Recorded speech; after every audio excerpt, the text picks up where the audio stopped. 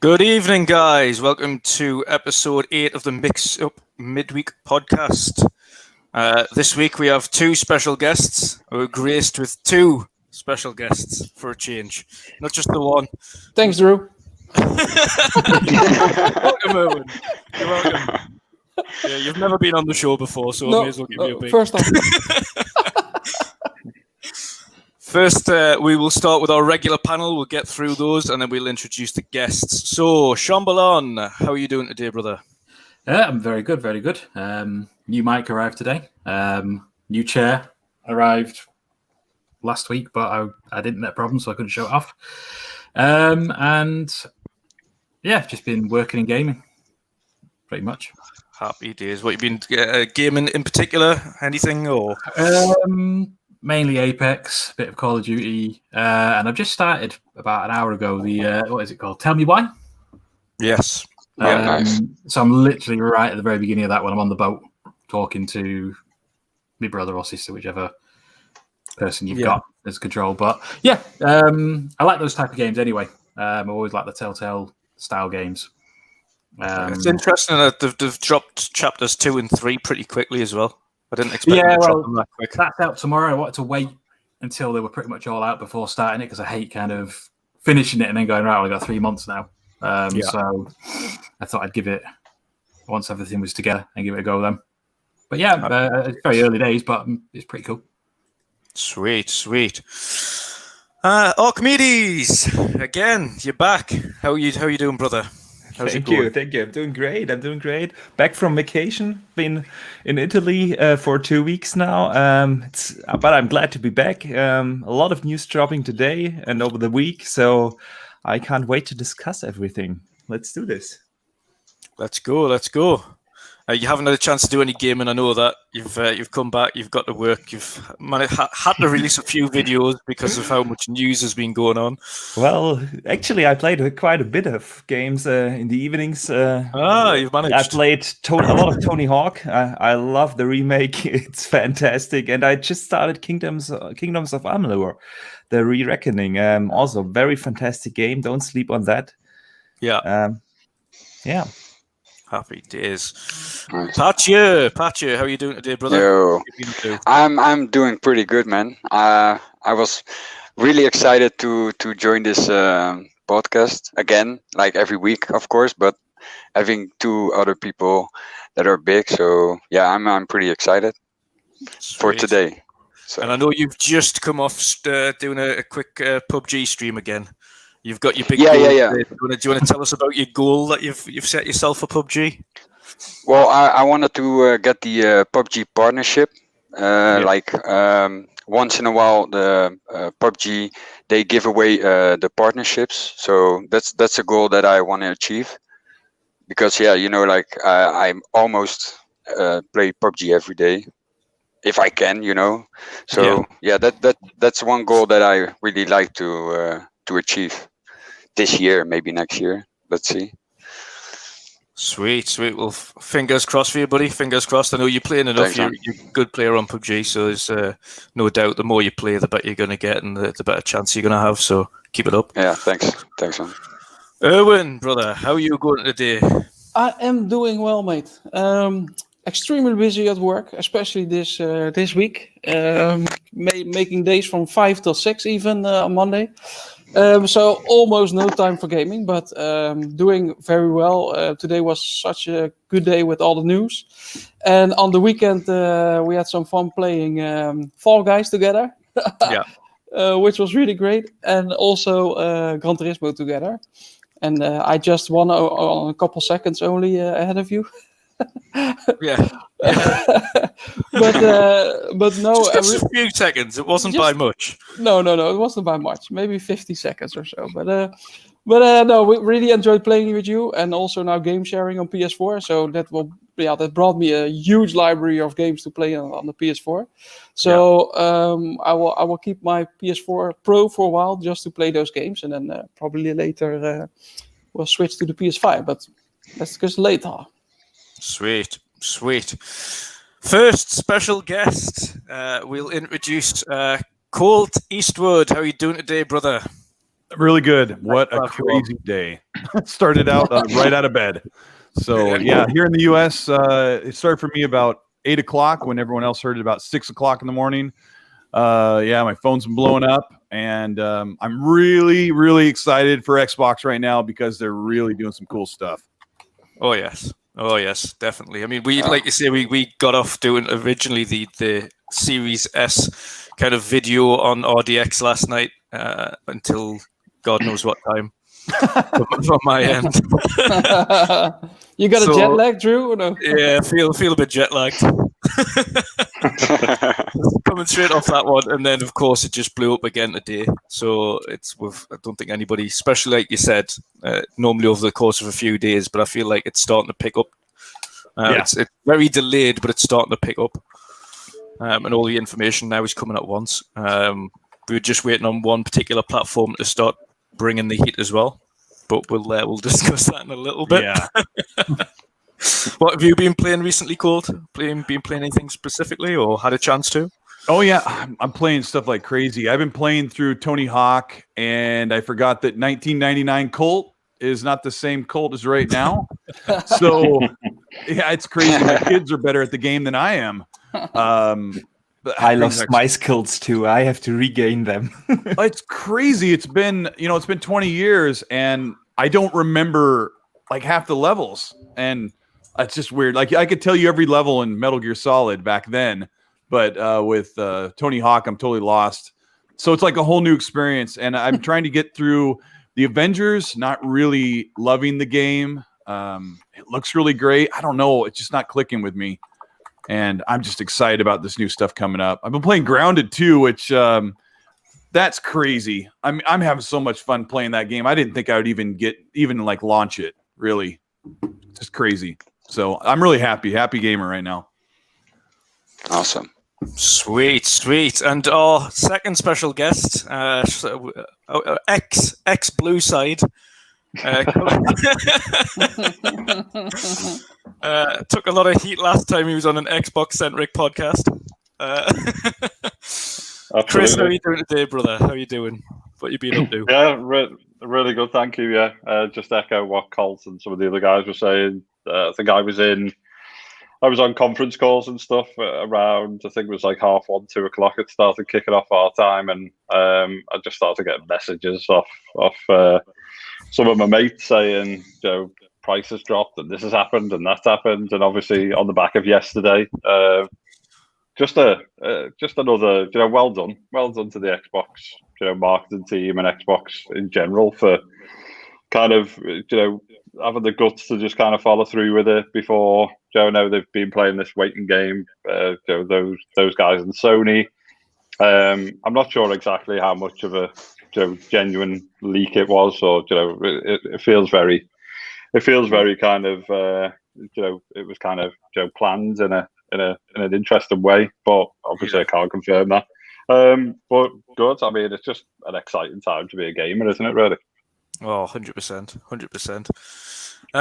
Before we kind of dig into the meat and potatoes of the podcast this week, we'll get a little bit to know Chris, shall we say? So, Chris, we know you worked on Wipeout, F1, and Killzone. You mentioned, of course, this was going back quite a couple of years now, quite a few years. But what was it like initially? Kind of, which was the first? In fact, which was the first title you would have worked on? Would it have been Wipeout? So the first title, so there was a tiny bit of a kind of assistance on Wipeout when it first joined. So, go back to '96, and it was really quite weird. So I kind of came out of school. I was doing kind of interior design, so I was doing CAD stuff and things like that. I was a bit of a computer nerd. I was building computers. I was doing kind of 2D animation. I was getting my head around AutoCAD and stuff like that. So I kind of went into a bit of a design-centric job. And then I remember, so this is kind of like the, in-awe kind of gamer. So, been gaming since the kind of Amiga days, Atari before that, even going back to like Acorns and BBCs and stuff. And so in Liverpool and in the UK, we've got a shop called HMV. Yes. And Liverpool used to have this humongous kind of 3-story music game video store when there was no online and stuff like that. So we consumed all of our goods in physical form, so to speak. And I remember one day being in there and the guys were showing off kind of an early Wipeout on PlayStation 1, I guess. Yeah. Thinking back, yeah. And there was some kind of QA testers in there, and they were doing laps and so on and so forth. So we got hands-on kind of early on with my brother at the time. And it just kind of felt great. And, setting some lap times and stuff like that. And I was just kind of in awe of these guys. They were a bit kind of rock starish. Some of the devs were there, and it was just kind of, I want to be in that industry. I want to do that kind of stuff. So, accelerate a few years on, and I just sent a letter into Psygnosis. So, I was working elsewhere, sent a letter into Psygnosis, and just like, I want to be a game designer. I want to be a tester. I just want to get into the industry. And I got the usual kind of thanks but no thanks rejection letter or whatever. I thought that's the end of that. And then it was about 9 or 10 months later, and I think, as I say, Sony were kind of looking at buying Psygnosis or acquiring them and so on and so forth. And they started kind of a little bit of a employment spike in terms of, QA and expanding the studio. And I got a letter to go in for an interview. Cut a long story short, got through that, walked away feeling really good, was offered a job, and then I kind of left my current one. But it was kind of in the technical PC gaming, space. So building racks, building PCs, compatibility testing and so on and so forth for Discworld 2, Crazy Ivan, Destruction Derby. We're going back to crazy games, real kind of early stuff. And then I was massively into F1, and an internal opportunity came up for a design position. Went for that. Big fan of F1 and got the job there. So the first actual game where I'm credited as a designer was F1, really. As I say, there was a bit of kind of Wipeout support during that time, but it was just some little bits of kind of helping out with the AI and Lewis scripting and lap times and stuff like that. But F1 was the real bones of it. But it was great. I mean, I've had a bit of flack really because I've said a few things that we all know kind of fanboys will only like you saying something which they want you to say. And everyone, all of a sudden, all of these kind of rumors started spreading that I didn't work for Sony. We fell out and all of this stuff. Yeah, I see that. And I don't want to do myself a disjustice or anything like that, but I'm not like Cliffy B or anyone. Do you know what I mean? So it's not like Sony are going to be that arsed about if he had fallen out and stuff like that. But I hadn't. So I wasn't this big, superstar game developer that was front for the organization and stuff. So it was great. They were. Sony are a very kind of they're very disciplined. They're very loyal. They like the brand. They want to appear. They want to appear kind of the best, and they were. You look at the PlayStation generation, and they really took us on a journey in a big way from 2D gaming to 3D gaming and so on and so forth. So they've got a right to have a bit of that kudos, but with some of that kudos comes a little bit of cockiness, and we've seen a flip flop, back and forth. Sony kind of just thought they were so far ahead, and they went down the path of producing a PS3, and it had some great technology in it, but it was just really hard to get our heads around. And obviously, Xbox had learned from some mistakes. The 360 was a great machine, but then they rested on the laurels and created the Xbox One, which was super underpowered, and it was kind of this like AV box, more thing, telly rather than gaming. So they both have the faults in that regard. But working for Sony, back to the question, great company. They had some incredible talent, and across studio, unbelievable talent across the studios. What was the difficult part for you? I mean, we've heard notoriously the PS3 was really difficult to get to grips with initially. Obviously, later on in the generation, the studios kind of had got to grips with it, and then the game quality started picking up again. But initially, the early life cycle of the PlayStation 3 was pretty rough. What was it like working with that initially? Yeah, it was hard work, and the dev kits were tricky. Some of the kind of amazing brains that we had, in looking after kind of AI and our 3D artists, engine artists, so on and so forth, for those guys to try and get their head around. And don't get me wrong, we had access to Japan and people in London and guys who were building the tools and so on and so forth, but everyone was kind of struggling with that stuff. And I think I think by the time we did our kind of last F1 game, it was Championship Edition. It's an incredible looking game, and even you can look at YouTube on some of the sim races and stuff like that, where they do the little charts of F1 games and stuff. And Championship Edition's always up at the top because it was just ridiculously difficult. The AI was unforgiving, and so on and so forth. But it looked beautiful. We had some great wet weather effects, and we had sunsets and sunrises, and we did a few different things within F1. So it was kind of getting to grips with those tools, and I think the problem is that the exclusive studios, the first party devs and stuff for 360 and Microsoft, as well as third parties, just started hitting the ground running.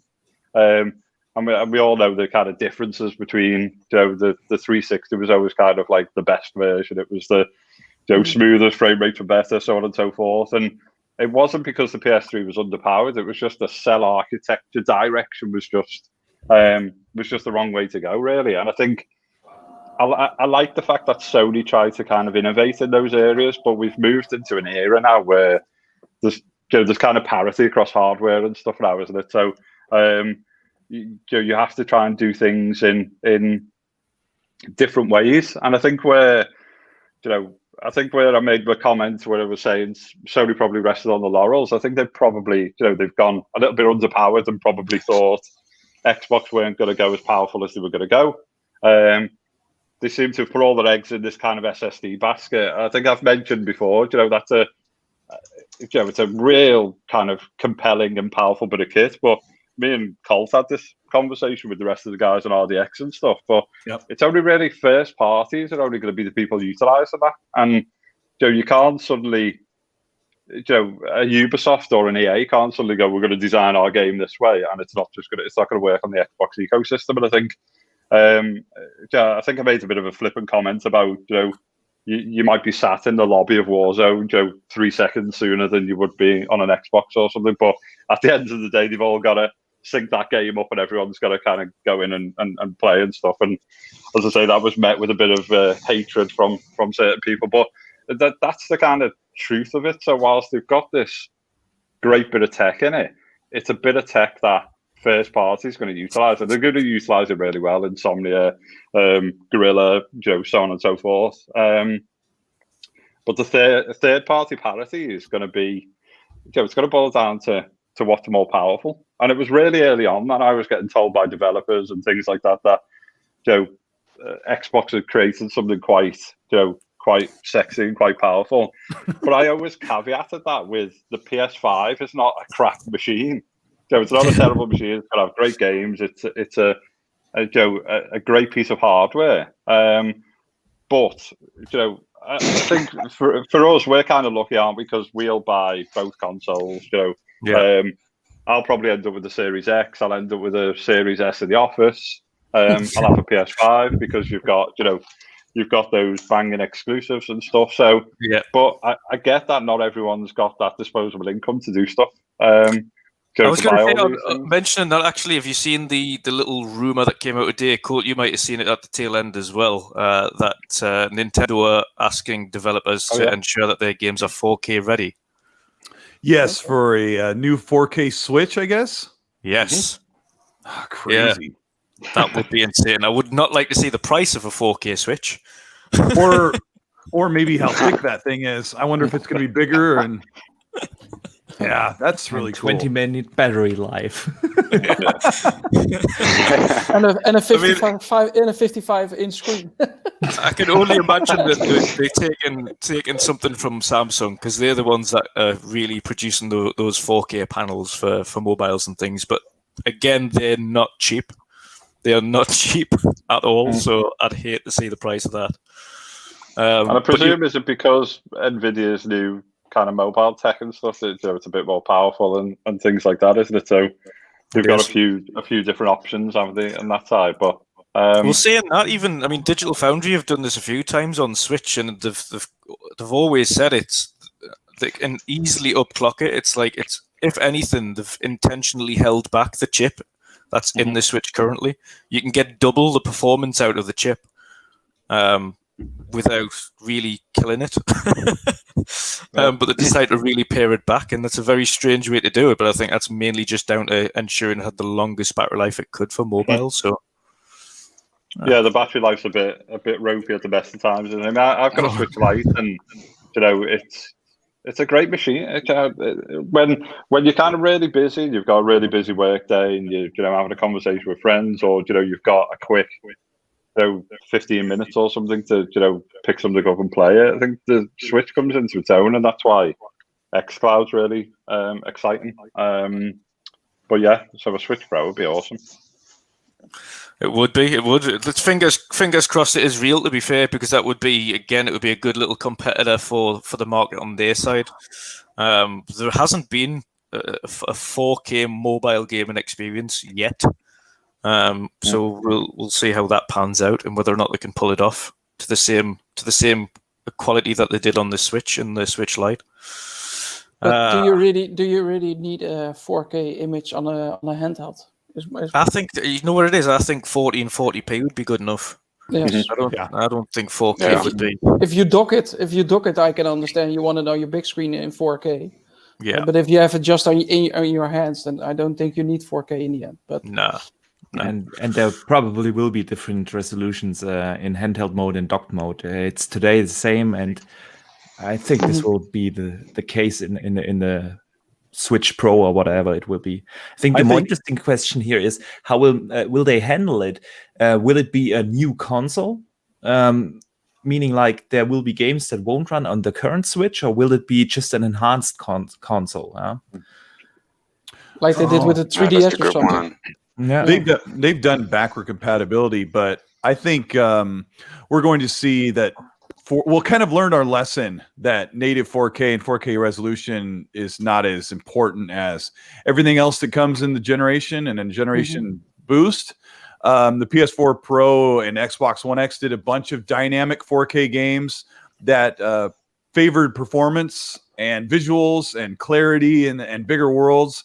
And with the Xbox Series S pushing for, they're saying 1440p, but I think what they really mean is anywhere from 1080p to dynamic 4K with everything else that makes a big difference, like ray tracing, 60 FPS on most games, on open world games, and things like that, that will really matter other than counting pixels, especially when everyone always says like not everyone's got a 4K TV, but when we're talking about this new Switch, most of the people play their Switch in handheld mode, so they don't need resolution. The games look great at sub 720p, even the first party titles. Yeah. But I think people are going to be really shocked if they stand in front of an Xbox Series S and see something like Assassin's Creed Valhalla, if it also gets performance mode, which it sounds like it might. If that game runs somewhere at 1080p, dynamic 1080p 60, it will really look next level if you're used to looking at 30 FPS with higher resolution. Yeah. Well, 100%.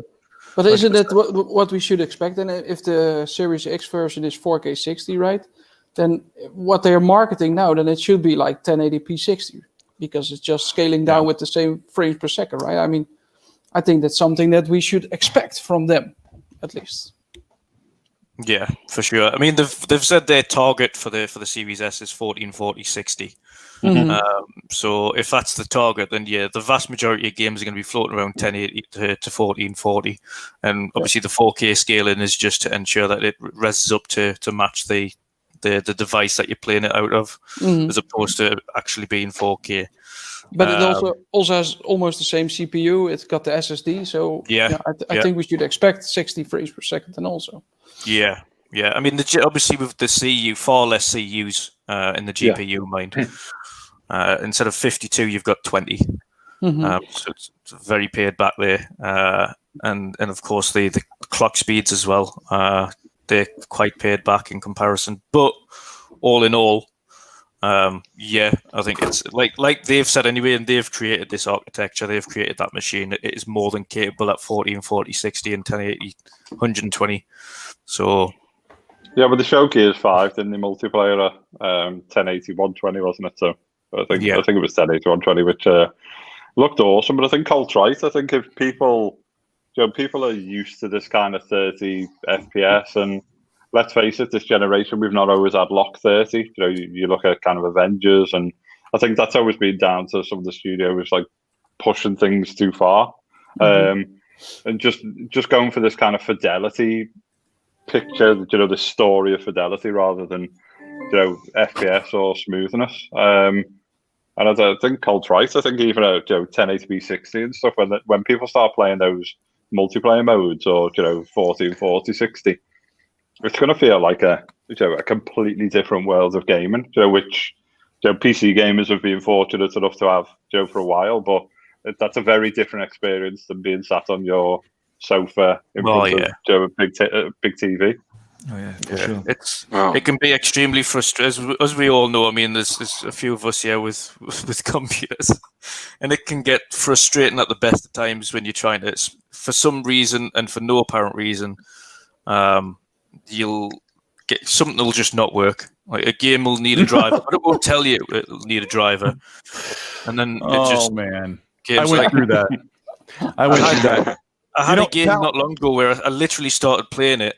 Half an hour later, I turned it off, went to get a drink, come back half an hour later, turned it back on again, just wouldn't work. I was like, what? It was literally, I haven't turned the computer off. It's been sitting there doing nothing. It's just idle. And now the game just doesn't work. And I love the games that if you alt tab or you go to the desktop to do something else and you come right back to the game, it won't come back up. And part of that has to do with IPC game on a TV. During the Xbox One generation, when the PS4 Pro was being announced, and the Xbox games just looked really rough, I built a PC. I played on PC for almost 3 years. That's pretty much all I played. I played the occasional game on console.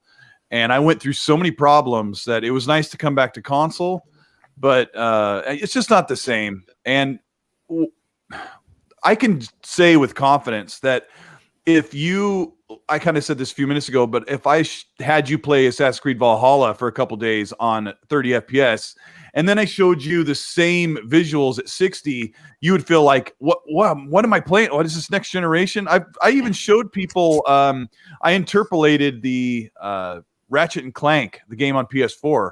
I interpolated up to 60 post-processing on my computer so that it would look like 60, and people are like, wow, it looks like the new game. Because when you're a console gamer, and it's not our fault, like we're used to really only seeing 30 FPS on most big AAA or open world games. We don't get 60 FPS. And it's such a leap. That's why I really think that the Series S is going to shock people, because it does have the same processor. It's got 3.6 gigahertz. It's got the simultaneous multi-threading. It's absolutely nuts that they're doing this thing for $300. And it makes me wonder, which we haven't talked about yet, is PlayStation 5 going to come in with that digital console for $399 in the US? I think they're going to have to. I really think they're going to have to, I think they're going to have to take a loss on that. They're going to have to take a loss on that digital one. Yeah, and that PS5 digital is well over 2 times. I mean, on paper, it's 2 times more powerful than the Xbox Series S. It's got 36 compute units. This one only has the Series S has 20. The processor is still faster on the Series S. The GPU is well over 2 times more powerful, I think, but when I'm looking at it. I don't know how they're going to do that for only $100 more, or is it $450? That's crazy. They're not saying it. Chris Granell was saying right before we went live that everybody knows today is the 25th anniversary of PlayStation 1, and Xbox brought the news on their day. It's crazy. But don't you It's a don't you, ballsy move. don't you think they're gonna repeat their strategy with the PS4, like entering the market at 400, and the same with the PS4 Pro? I mean that really worked out really well. Depends if the they same- can afford to. Yeah, but If why? the price of everything is so high that what they're doing is either making a loss at selling at 500, are they going to really be able to do it even further down just by But losing why a disk not? drive? I mean, if you see how much the PlayStation division is running in revenue the last couple of Yeah. years, I mean, it's Yeah. all matter of software where they came back. And they said a while ago, Jim Ryan said, I believe, we want to have people to get back in really fast on PS5. So I think they will take a huge loss just to get back to the 10 million and then bring out your big bangers and make your money on software back, I think. Yeah, but taking a big loss on 10 million, that's how much is that in terms of how much you actually lose? What is that? Well, let's But say they still- take a $50 hit on every console to get people in, because they're not bringing them in other directions. They're not bringing a lot of people outside of the PlayStation console into PS Now. They're not bringing a lot of people into the PlayStation ecosystem via Steam or Epic Game Store yet. So can they afford to take a $50 hit on 6-7 million consoles in the first year? That's what they're aiming at. I think they could, because the PlayStation Vision is the big moneymaker for Sony. And they can't afford not to bring all those people over and bring them up to a PS5, but $450, $500 doesn't work for PlayStation. So they've really put themselves in a difficult situation. I think that's why they haven't spoken up, and Xbox just said, hey, here we are. Here's our price, $500 for 12 teraflops. It's absolutely nuts. Yeah. I hope it's 400 because that's the edition I'm going to get, the digital. So the cheaper the better for me, because it's going to be my second console. So the cheaper the better. It's better for me. Yeah, same. I think that's the sorry, mate. I think that's the worry. Just to touch upon what Colt was saying, I think that's the worry for Sony, is that you've got a real expensive SSD in that thing, and you've got potentially a more expensive cooler than they used to, because obviously we know how lovely and loud our PS4 Pros are and stuff. So they need to Maybe kind two coolers. So we'll just put it in the Xbox fridge. It's fine. So they've got a little bit. So they've got a little bit of cost on that, and I think in the past, certainly when I was there, I think, and there was some hardware launches. I think it was basically like $50 maximum was what they were prepared to kind of take a hit on, and they took a hit on PS3 eventually because they just got that strategy completely wrong. But I think Colt's right. Xbox have got people coming in via Game Pass. They've got people coming in via different ecosystems. So Phil and the guys over there can kind of take that hit, knowing full well that they're going to bring X amount per gamer back in, on some of the other, some of the other products that they've got. And I think with Sony not having that kind of equivalent, it's going to be quite difficult. I think there's also this kind of, I think Cole touched upon it on RDX, and it was kind of, it was met with like a little bit of, a few people agreed and disagreed, but Sony, they'll be slightly worried, but they're such a huge brand. It's such a huge brand. They've got diehard followers globally. Yes. So they'll also be sat there and thinking, actually, do we need to take this hit? Because we've got 120 odd million people across the globe who, if we had enough consoles, they would run out and buy the thing. Obviously not at a silly price. But I'm not sure they'll be prepared to take that much of a hit. I think $399 digital, $449 for the disc version, or maybe $499 for the disc version is probably about right, unless they come in and surprise everyone, which I'm not sure they'll do. How much is in there, Chris? How much? I mean, when you look at, they have. I was talking last night. Dealer and Rand and I were on Xbox Party Chat doing like business school. That's funny. That's what we do half the time. We're either making fun of one of us or talking business. And we were talking about how the chip is smaller in the PS5, so that reduced the price. They invested a lot in the SSD, but the SSD is a little bit smaller, so that saves them on a little bit of money. The tech is slightly older, if you want to believe me or call me a liar. Like It's possibly a 2019 build that they've refined and made into this incredible console to come out this year. So Chris, like, what's in the guts? Like, is it $500 worth of stuff, or is it more? Is it closer to 400? Yeah, I think you're right. I think some of the tech in there is, you know, a little bit older, and I think that's where they kind of got caught out. And I'm not sure. I kind of heard about it, but I wasn't sure whether it was real. I couldn't corroborate it or anything. But I think kind of Xbox kind of bluffed a little bit, didn't they? And sent out some kind of, you know, spec sheets of a dev kit, which kind of, I think someone said Sony got wind of, and then, you know, started to kind of base upon this kind of older, you know, this older RDNA 1.5 or whatever. Yeah. Technology, and so I think it could be cheaper than we think. Obviously, everyone's kind of going off what an SSD price is for, you know, a PC build or so on and so forth, and we've seen those things come down, and we know that these organizations have got, like, the buying power, you know, is incredible. But I think there's a few little things in there which I've got a question mark over, and as I say, it's the kind of cooling and the thermals.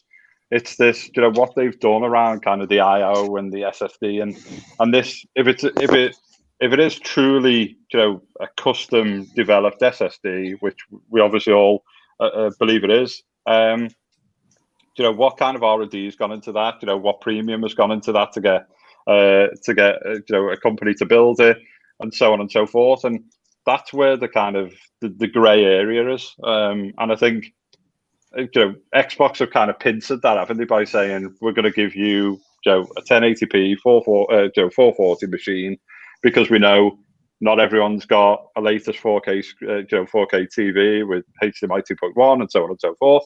And then they've given you, you know, the most powerful thing that you can buy for the, let's face it, the kind of early adopters, which we are, the diehards, so the people who want kind of the best experience and have got the latest kit and so on and so forth. So they've kind of, you know, they've blocked Sony in here, because obviously Sony's kind of answer to having two consoles was just to remove the drive from one of them. And you don't save that much money on taking a Blu-ray drive out of a machine. That's what I was trying to say to people on Twitter. You know, that they seem to think it's going to chop off $100. Like, Blu-ray drives don't cost $100 these days. Like, yeah, back when they first come out, Blu-ray drives were expensive, but they're not now.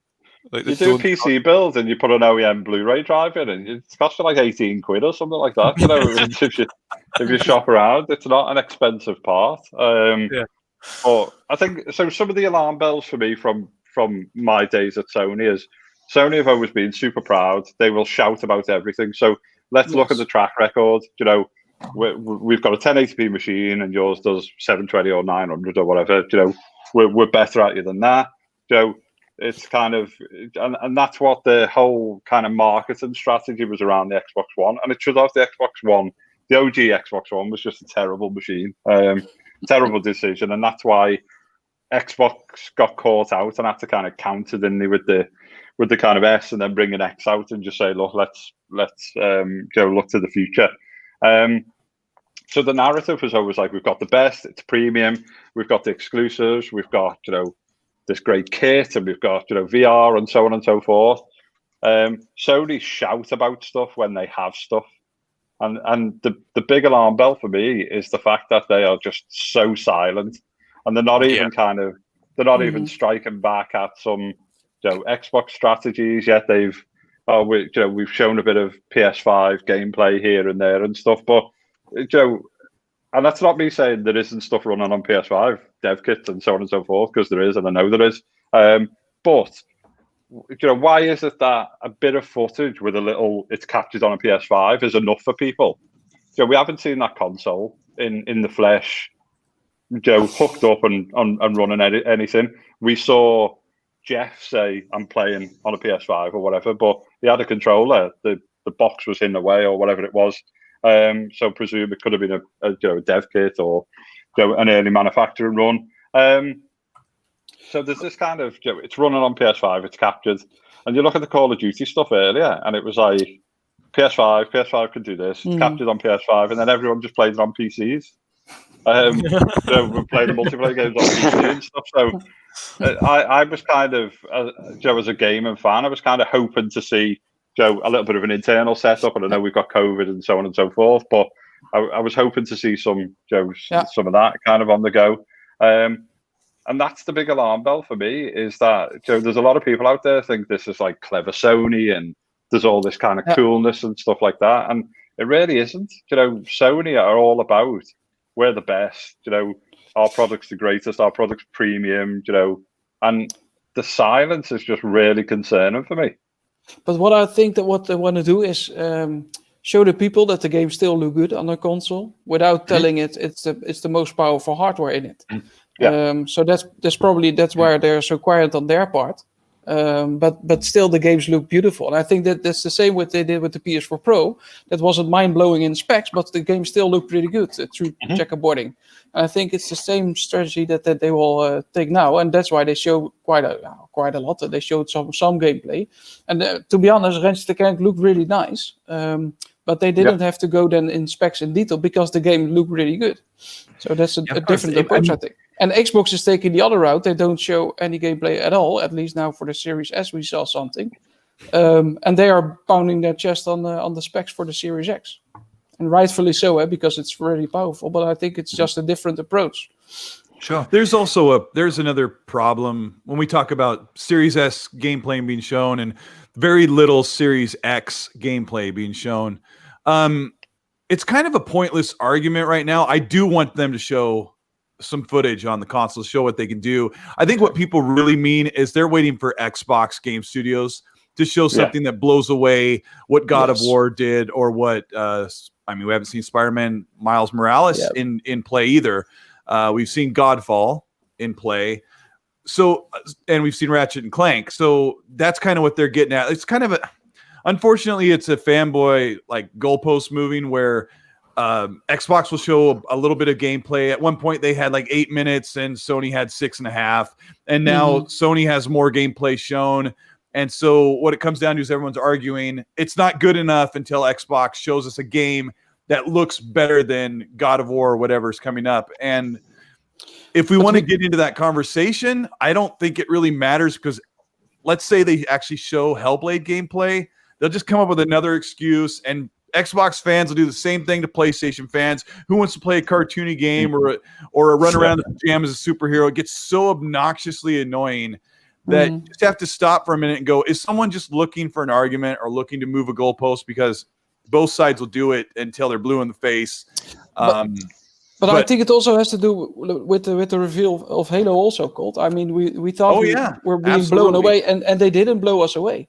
So now people are really craving, like, okay, please give us some gameplay that blow our socks off, because they're pounding so much on the chest about the specs of the Series X. But I want to be blown away, and I'm still not having the feeling that I'm really blown away. That's the thing. That's what I wanted to say when I was replying to you, because you were saying they've shown the specs and everything. Like, at this point, we shouldn't be wondering if the Series S or X can make it happen and make games look amazing, because we already know multi-plats will continue looking even better than they look now. Like Assassin's Creed Odyssey is, I would say, one of the best looking games of the generation overall. It's absolutely incredibly detailed and massive and absolutely gorgeous. So we know that the Series X will make that game look better than it can on a PS5, but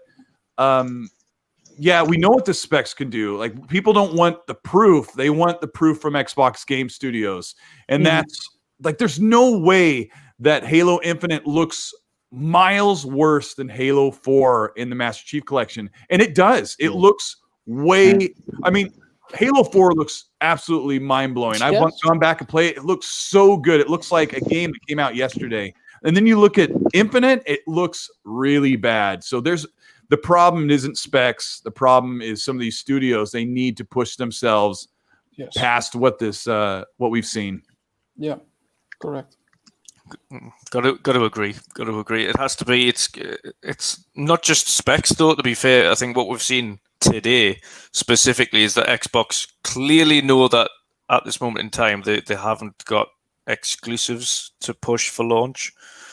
You've seen there that Assassin's Creed Valhalla has pulled back their date to start earlier. So Valhalla will be coming to Series X earlier and launching with the console. Watch Dogs is now launching with the console. Dirt 5 is now launching with. That's crazy. What's the release date for Watch Dogs Legions? It's the launch day now. Yeah. And what's Valhalla then? Launch day. Launch day. Yeah. They're putting out 2 of their games the same. No. Oh my God. No. Watch Dogs will still launch end of October 28th. Yeah, end of October. Okay. The patch will be available day 1. Okay. Day 1. But didn't you also think that the footage that we saw on the Series S, I thought it looked already better than what we saw a couple months ago. Yeah. And I It looked a little bit more impressive to me. Yeah, and I think I feel there's a reason behind that, and I don't know whether we're going to see. Well, I'll put my neck on the line and say we're probably going to see some Series X gameplay tomorrow at Ubisoft's event. There was a bit too much.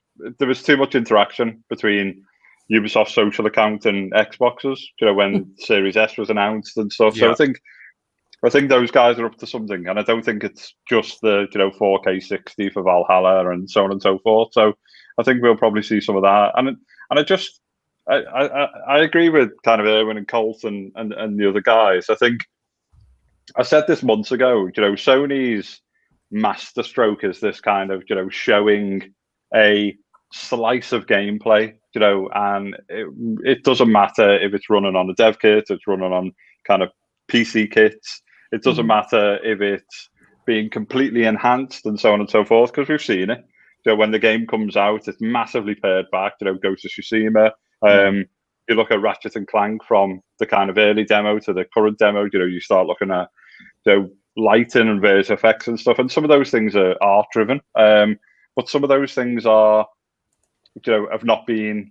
They're showing a snippet so they can condense all that and make it look as good as it can do. But when you start to kind of open that world up and build the proper game and so on and so forth, you have to make sacrifices and constraints and so on and so forth. But Sony always do that, and they do that really well, supremely well, gets people excited.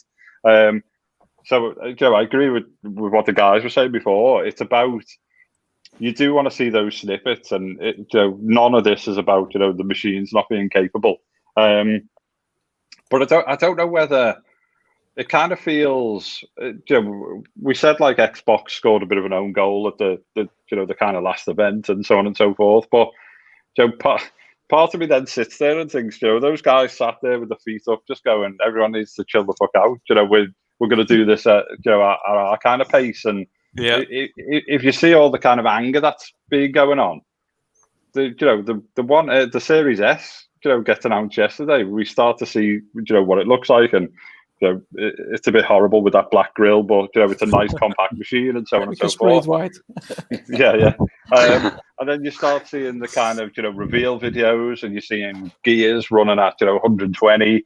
You're seeing kind of Valhalla running on it and other things. And as you say, when those things start to look really good, and a lot of that kind of Xbox need to show up and stuff has all just kind of disappeared a bit, because they're starting to give us those things. But yeah, I just wonder whether there's some Series X stuff. We're not going to see.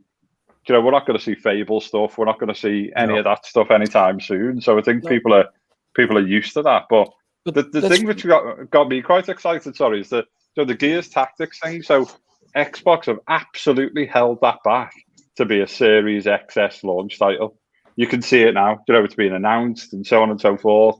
There's, it played really well on a controller on PC already. So there's no reason why they couldn't have done it. It's obviously pretty intensive. So, were they having a bit of struggle, getting that kind of running well on a 1S or, some of the other stuff?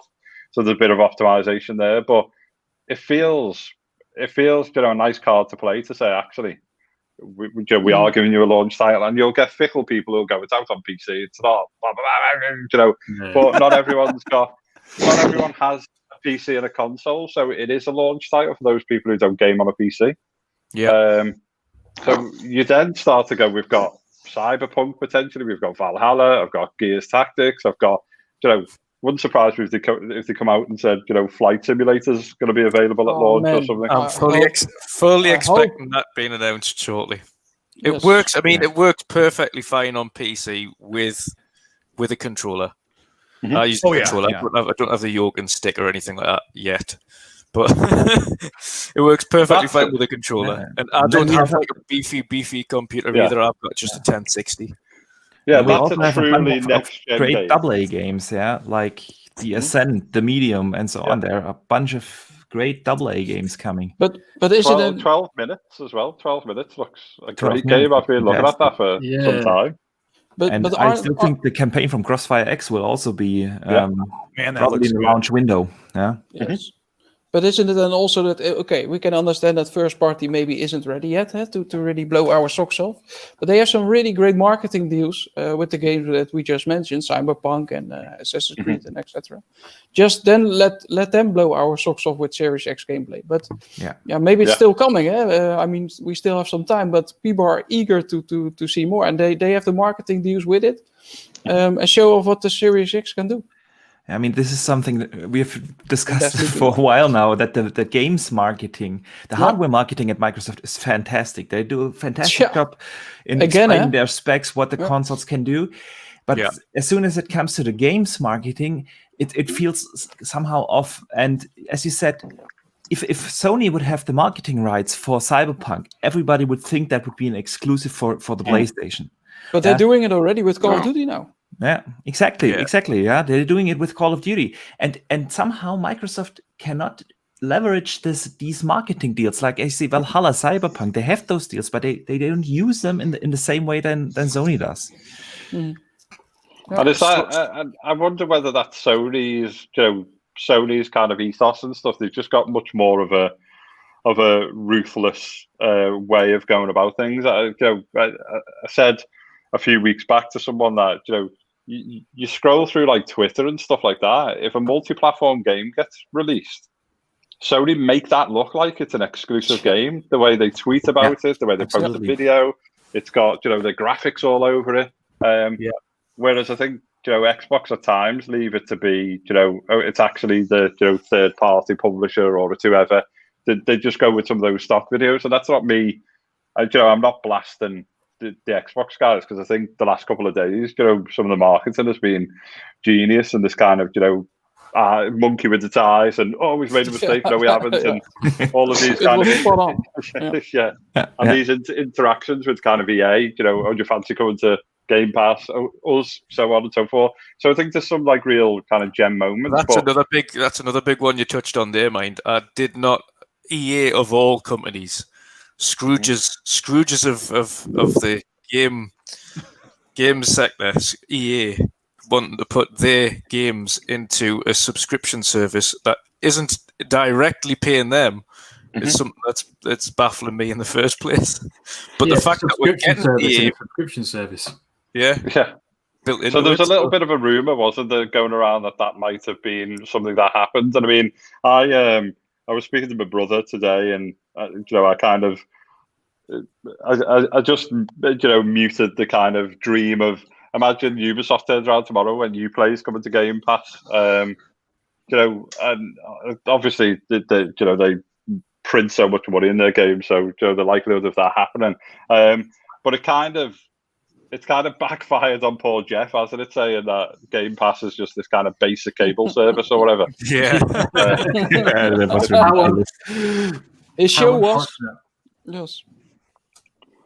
But yeah, I think it's a good move. But back to what Erwin was saying, PlayStation are masters at that. They're the masters at making something look exclusive when it isn't. And even as far as they made it kind of Cyberpunk, the Sony PS4, Game of the Year, at the Gamescom and stuff, to just kind of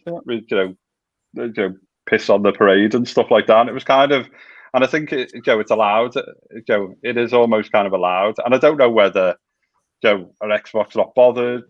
They've got obviously slightly different strategy and so on and so forth. A PlayStation a bit more ballsy on that in that regard. But it does confuse people. And people think I think as well with some of the box art, we've kind of seen some of that nonsense, haven't we? Where it says like only on PlayStation or something. They're referring to it's only on PlayStation 4 Pro or something, but it looks like it's an exclusive. So I think they're just a little bit more ballsy with it. But I think you're right. I think Xbox. Hopefully, we've heard that it's only Wednesday, and this is the start of more to come this week. So I think definitely stuff at Ubisoft, and hopefully the guys will start to show us more and more gameplay. But on the flip side, I love the way Xbox will do teardowns to machines and stuff because I'm into it. I'm into how they're kind of built and constructed and so on and so forth. So that's kind of really good for me and other people out there. So they're really kind of transparent with stuff. But we haven't seen any PS5 hardware other than like a render. So we haven't seen any. It's all rendered as well. We haven't physically seen it. For all we know, it doesn't exist. Well, we've got that picture from the from the factory. Yeah. The guy. Do you want to go with the hand, lad? Just... with the surfboard.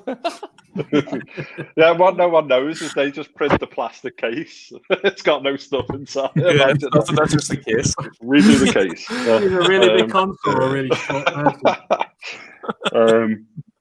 But yeah, so that's quite. I want to see that stuff. I want to see the inputs. I want to see what a teardown of that console. But it's a little bit. I think there was kind of a snippet from a magazine, but I don't know whether they just kind of made up what the interior looked like. I think earlier this week or last week it was, but and maybe Sony think, well, we don't need to do that. But as soon as someone gets their hands on one of those new PS5, they're going to tear that thing to bits. So they see what's in it. So you kind of would I want to control that a bit more and get like the tech press and stuff talking about it before it's just some random person ripping the hardware apart, and maybe that'll come. But it seems they're more proud on their controller than the console itself, because the console, I mean, you saw Geoff Keighley giving it a blowjob. But I mean,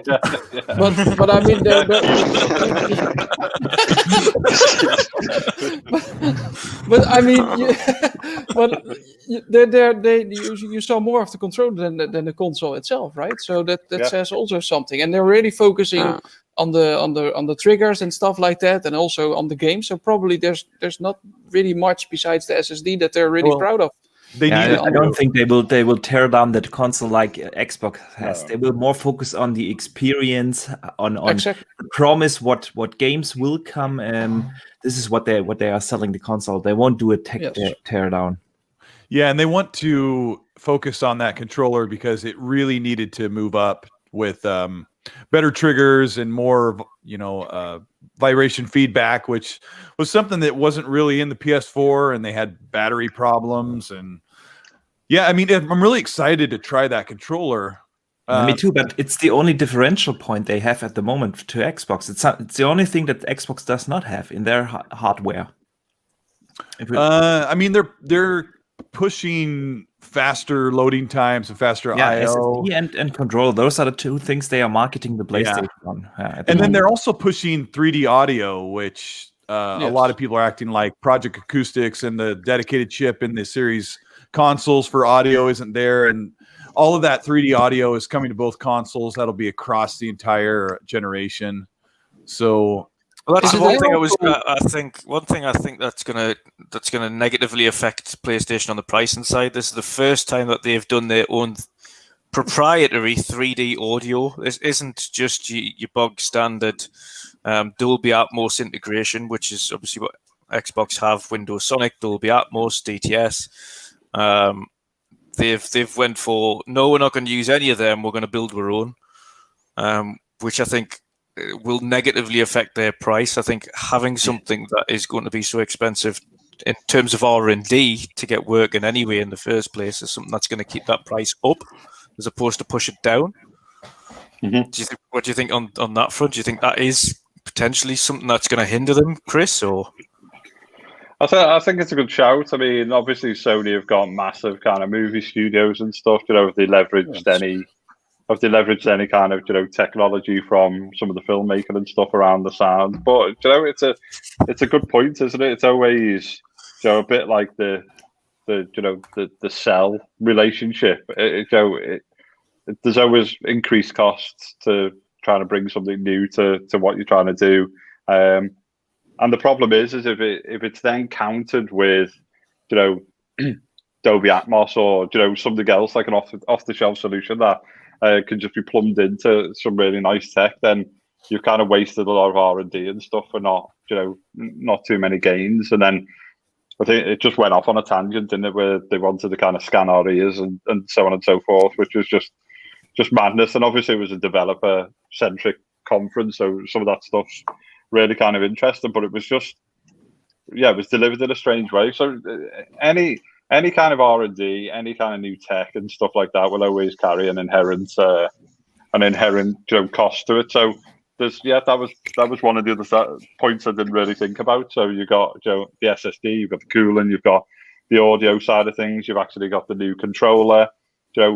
How much kind of R&D has been spent on those elements, and can they discount the console as much as they would like to kind of compete with Series S and X and so on and so forth? But I think you're right. A Sony kind of pushing more of a narrative that next generation is the feel of the console, a new kind of trigger interaction, the kind of haptics version, which Xbox have got slightly different, this like trigger lock when you run out of ammunition, or you get like a little bit of a blockage in your gun and stuff like that. And it all sounds really nice, but does that feel good in a Call of Duty game or something? If those guys utilize it, does it start becoming a bit fatiguing? When people really want to kind of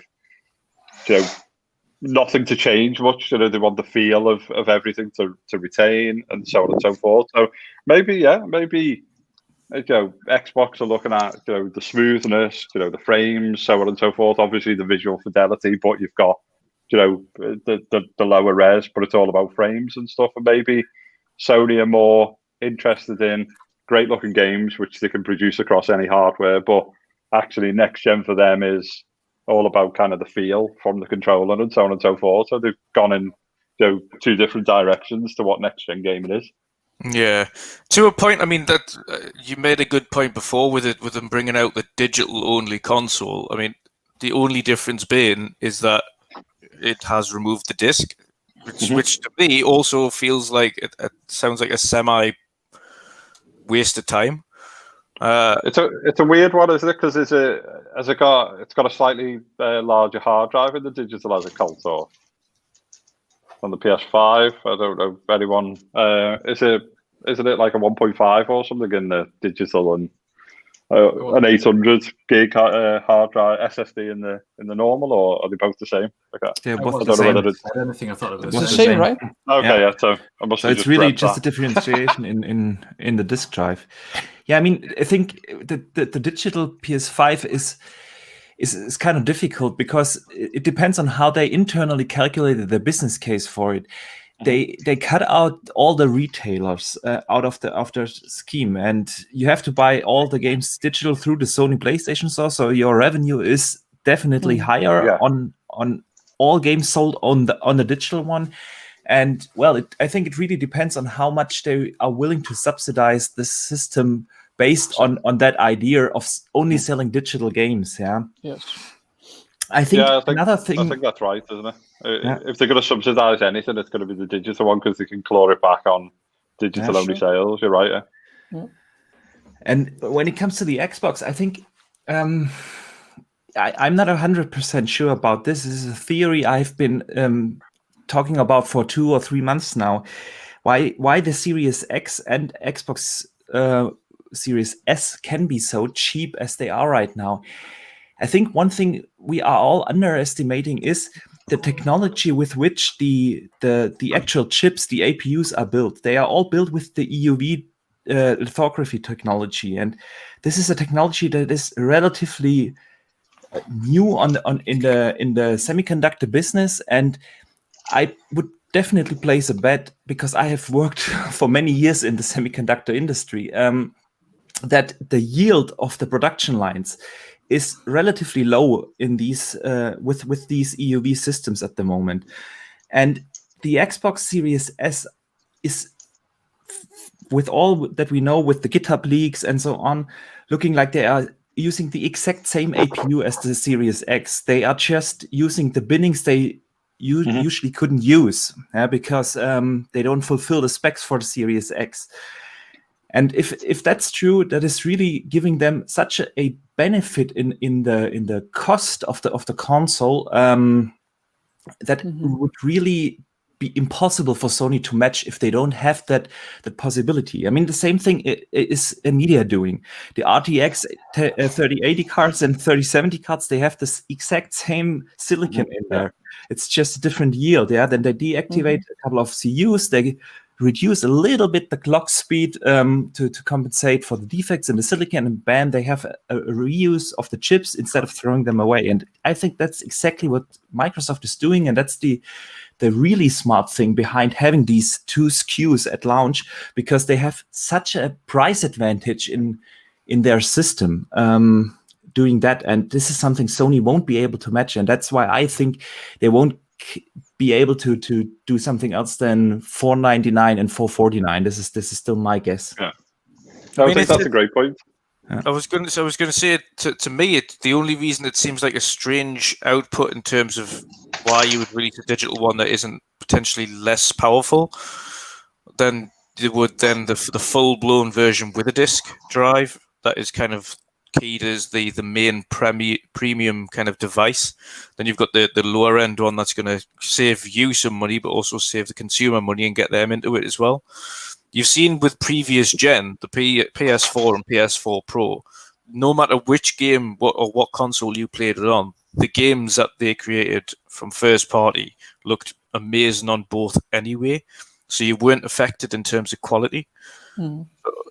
I would say that the same should apply really going forward. If they're going to be doing a paid down version to try and kind of not just cut costs for them, but cut costs for consumers and have a digital one, really, I think they should have went down the more slightly paid back version like Xbox has done here. Because if you have a look at the difference, the actual difference in specs between the Series X and the Series S is quite large. So on the CPU, first of all, it's still thereabouts the same. So Series X is clocked at 3.8 gigahertz. 3.6 with SMT. Series S is 3.6 or 3.4 with SMT. The GPU is where it's took a little bit of a hit. So Series X is 52 CUs at 1.82 gigahertz. And the Series S is 20 CUs at 1.56 gigahertz. GPU power, of course, everyone hates to talk about it, but teraflops, flippity flops, whatever, everyone hates it. 12.15 for the Series X, 4 teraflops for the Series S. Both have the same 7 nanometer enhanced SoCs. The RAM takes a massive drop on the Series S. So you go from 16 gig of DDR6 for Series X to 10 on the Series S, but then the actual frequencies of speed really drop down. So you've got 10 gig on the Series X is 560 gig per second, and 8 gig on the Series S is at 224 gig. 6 gig is at 336 gig on the Series X, and 2 gig is at 56 gig. So there's a massive drop there in actual kind of read-write speeds for RAM on there. Again, goes 4K 60 up to 120 on the Series X, and 1440 60 up to 120 on Series S. Everything else is pretty much the same across the board, like literally everything else. So the RAM's heavily affected, the GPU is heavily affected.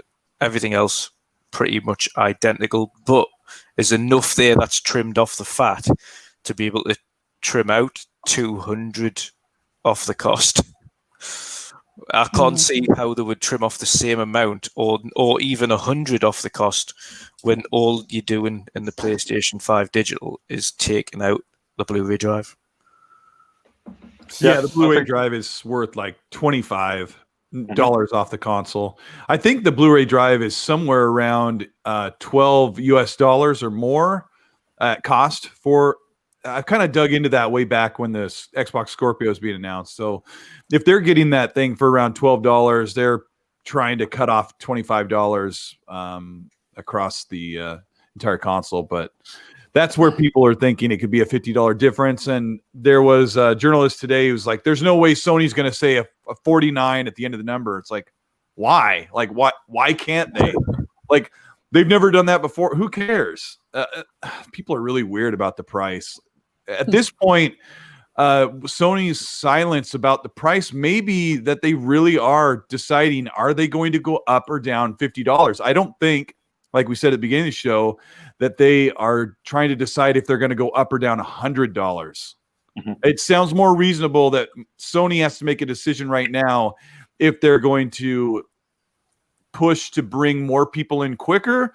Or I also agree with the panel that said, one of you in the panel said that they have a really great market stance and they don't have to lower their price to bring people in. People will go anyway. And I think that's okay if they do that because they do have a great value with what the PlayStation is going to offer. So they can say, fine, it's a $500 console. It's about what it costs us, and you're getting it at cost. And it's $499, and that would be okay. And I would pay for that day one. Yeah, and people will buy it if they show off Horizons 2, not Zero Dawn, but the next one. If they show off some gameplay, people will fall for it anyway, even if definitely. it's 500. Especially, I think outside of the US and UK, the PlayStation brand is so much bigger than the Xbox brand. Yes. And 2-3 times bigger, yeah. Here in Germany, we did the PlayStation outsold Xbox 5-1.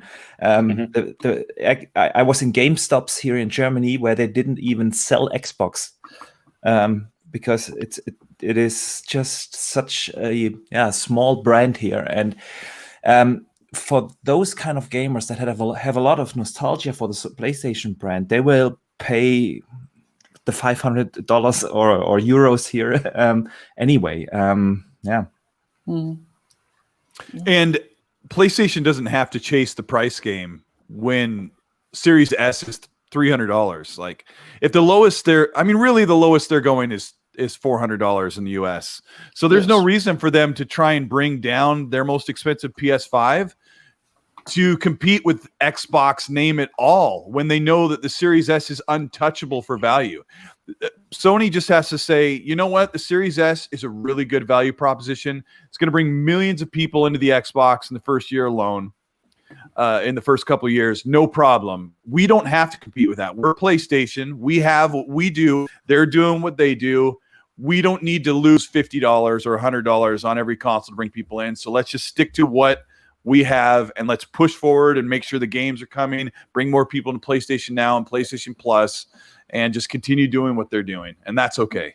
Even when the PS3 was 600 euros or dollars, even then they turned it around, right? Even they got a lot of shit, and even then they turned it around. So I'm not expecting they are $600 now this time around, but 500 and 400, could be possible. But also here in the Netherlands, the PlayStation brand is so strong. Also, they launched 1 year earlier than the Xbox One. So the user base of Xbox is so extremely low here. It's not normal. It's exactly the same in the UK, to be fair. I mean, in the UK, there's just Chris will probably see this as well. There is no posters anywhere for Xbox, really. None. If you see any posters for any game consoles, it's nearly always PlayStation. Same goes for adverts on the telly. If there's something on, it's PlayStation. Very rarely is it Xbox. So they really don't have the marketing down in the UK either, to be fair. Well, just look at things like the Champions League. That is just PlayStation slapped everywhere. Yeah, definitely. Yeah, it's always funny. I before the whole virus situation, I used to travel a lot for business reasons, and whenever I'm in the US, I'm always surprised that there is actually Xbox advertisement. You can see billboards, you have TV ads, everything. Yeah, but you know the 299 box.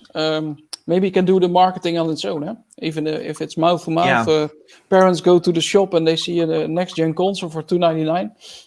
It will make its own marketing, hopefully. Oh.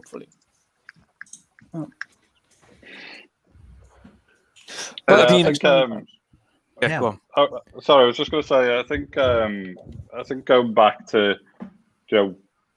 what have Sony done in terms of, the digital and so on and so forth. I think they should have stuck to the kind of, the PS5 and PS5 Pro type of route, and offered an option that was cheaper, because I agree. There's what Archimedes was saying before, where and I think in the video today they said they developed Series S and X, in conjunction with each other in partnership, and that will have been to allow the kind of bin-DOS stuff, different yield, to know exactly where those alterations needed to be made.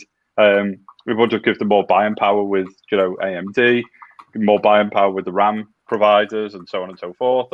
And obviously they've made those kind of cuts, knowing full well that they're targeting lower resolutions and people who haven't got the latest panels and so on and so forth. And I think it's just it's a bit of an odd proposition, the kind of digital and disc version of PS5, because yes, they can take more of a hit on digital and make the money back in the store, but I've got diehard PlayStation mates and stuff like that, and the first thing they'll do is go on CD keys and a lot of these other third-party providers to get PSN credits, to get this, that, the other at silly prices, which we know Sony is still making money on that, but they're not making the margins that they would make if someone's buying an $80 game or something digitally when they've just picked it up for 50 or 60 in a bit of a mad sale on another area. So I think it's right, they can make margin back on those things, but I don't think it's a clear cut.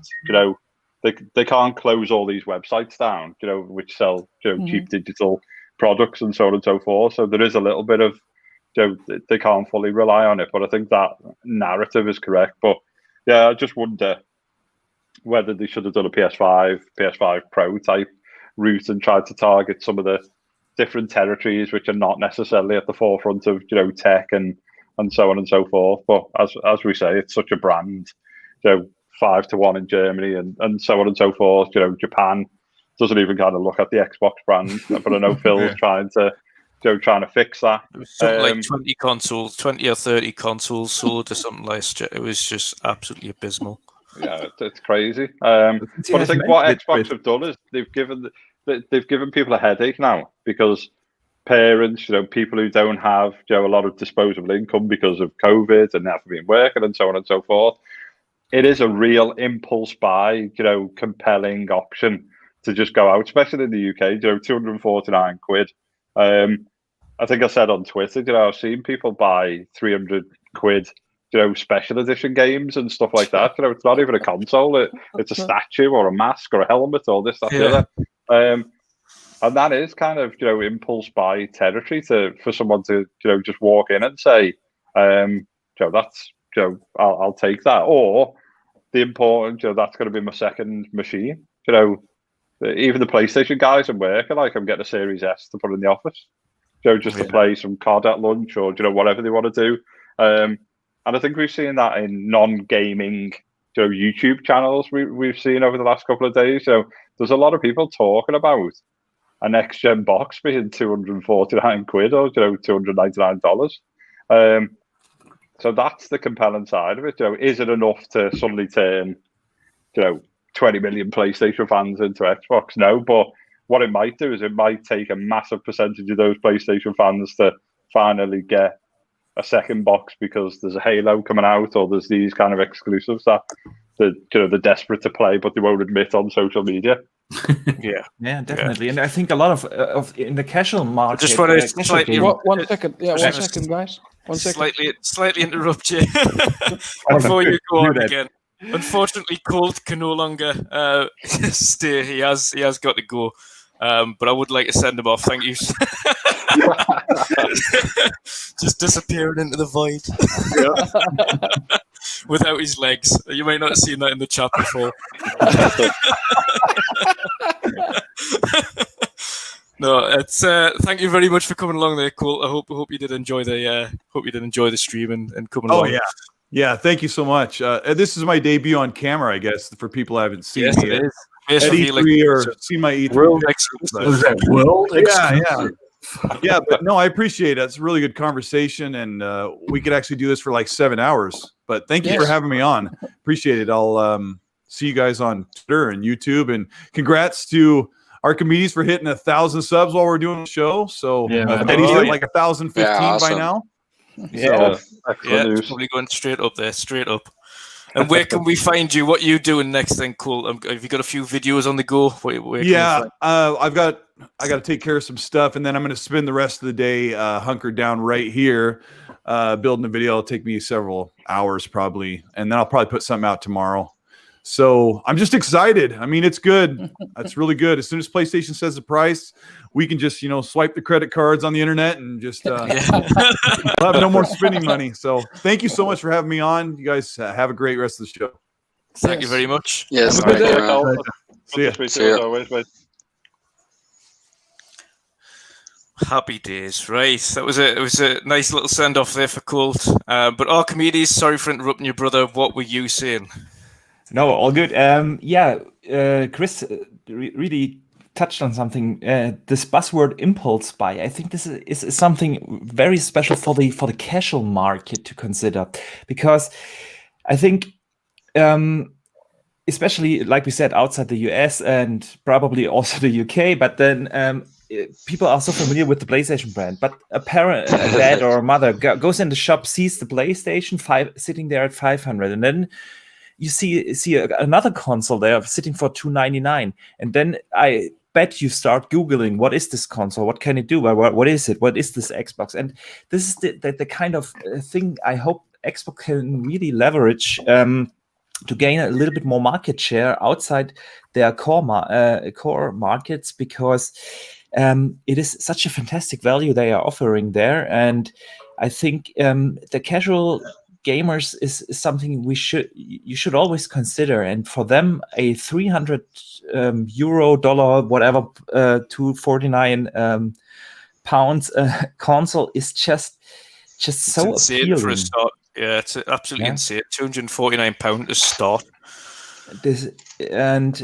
Also, I've seen a lot of comments on Twitter, like, I'm actually a PC guy, but for $299, I might just pick one up to get my occasional console gaming going and stuff like that. I think there's a lot of potential there. And even the PlayStation fans, at such a low price, you might consider to get a second console anyway, especially if you see then the great value that offers Game Pass. I mean, Game Pass is definitely going to be the selling point for the Xbox ecosystem as a whole.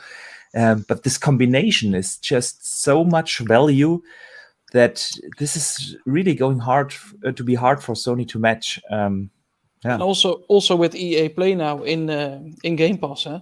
So I mean, all those big. One thing I'm waiting to see about that, Irwin, and I touched on this in chat before, is whether or not that's the full-blown PC EA Play where they include the game day one. If that is the case, that is even more insane. Yes, but yes, exactly, because we don't have to underestimate the power of Madden and FIFA and such big titles. Oh yeah, because they sell tons of those. Eh?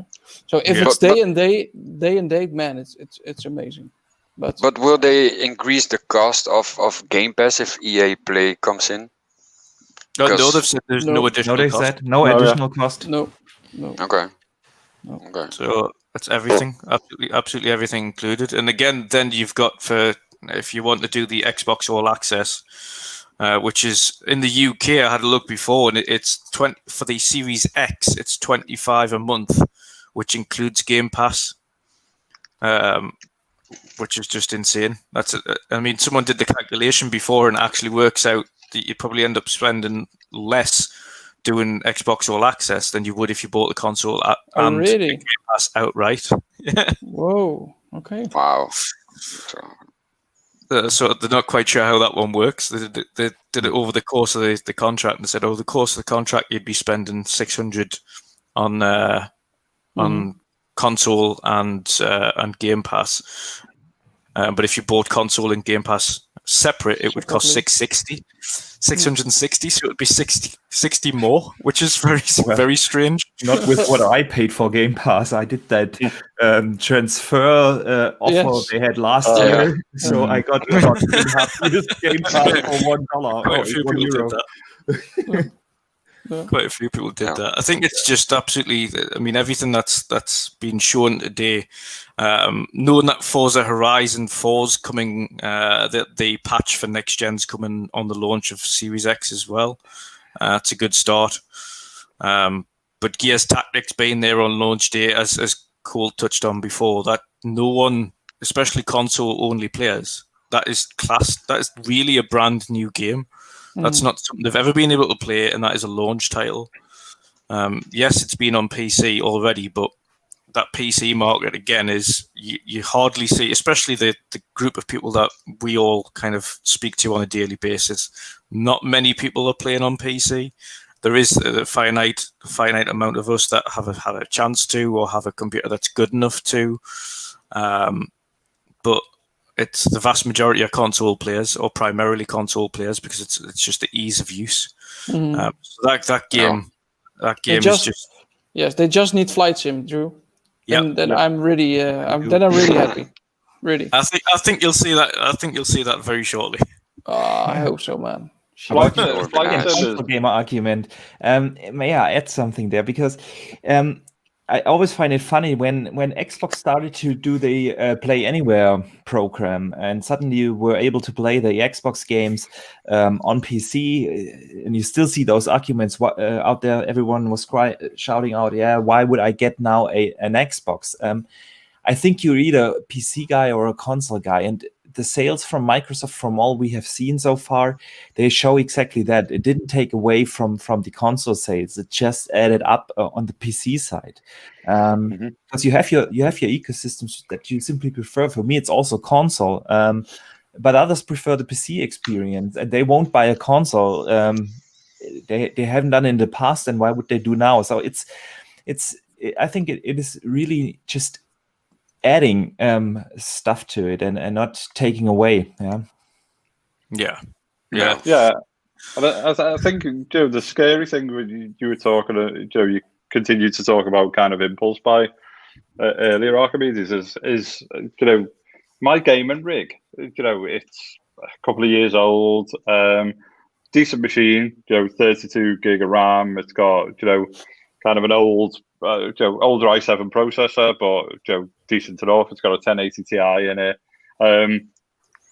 Really, it's a 1080p 60 plus or 1440p machine, and I've got a bit of an older monitor, so really I'm playing at 1080 on it, kind of ultra settings, where I can, and so on and so forth. But that thing cost me about 1,700 quid. I built that thing myself.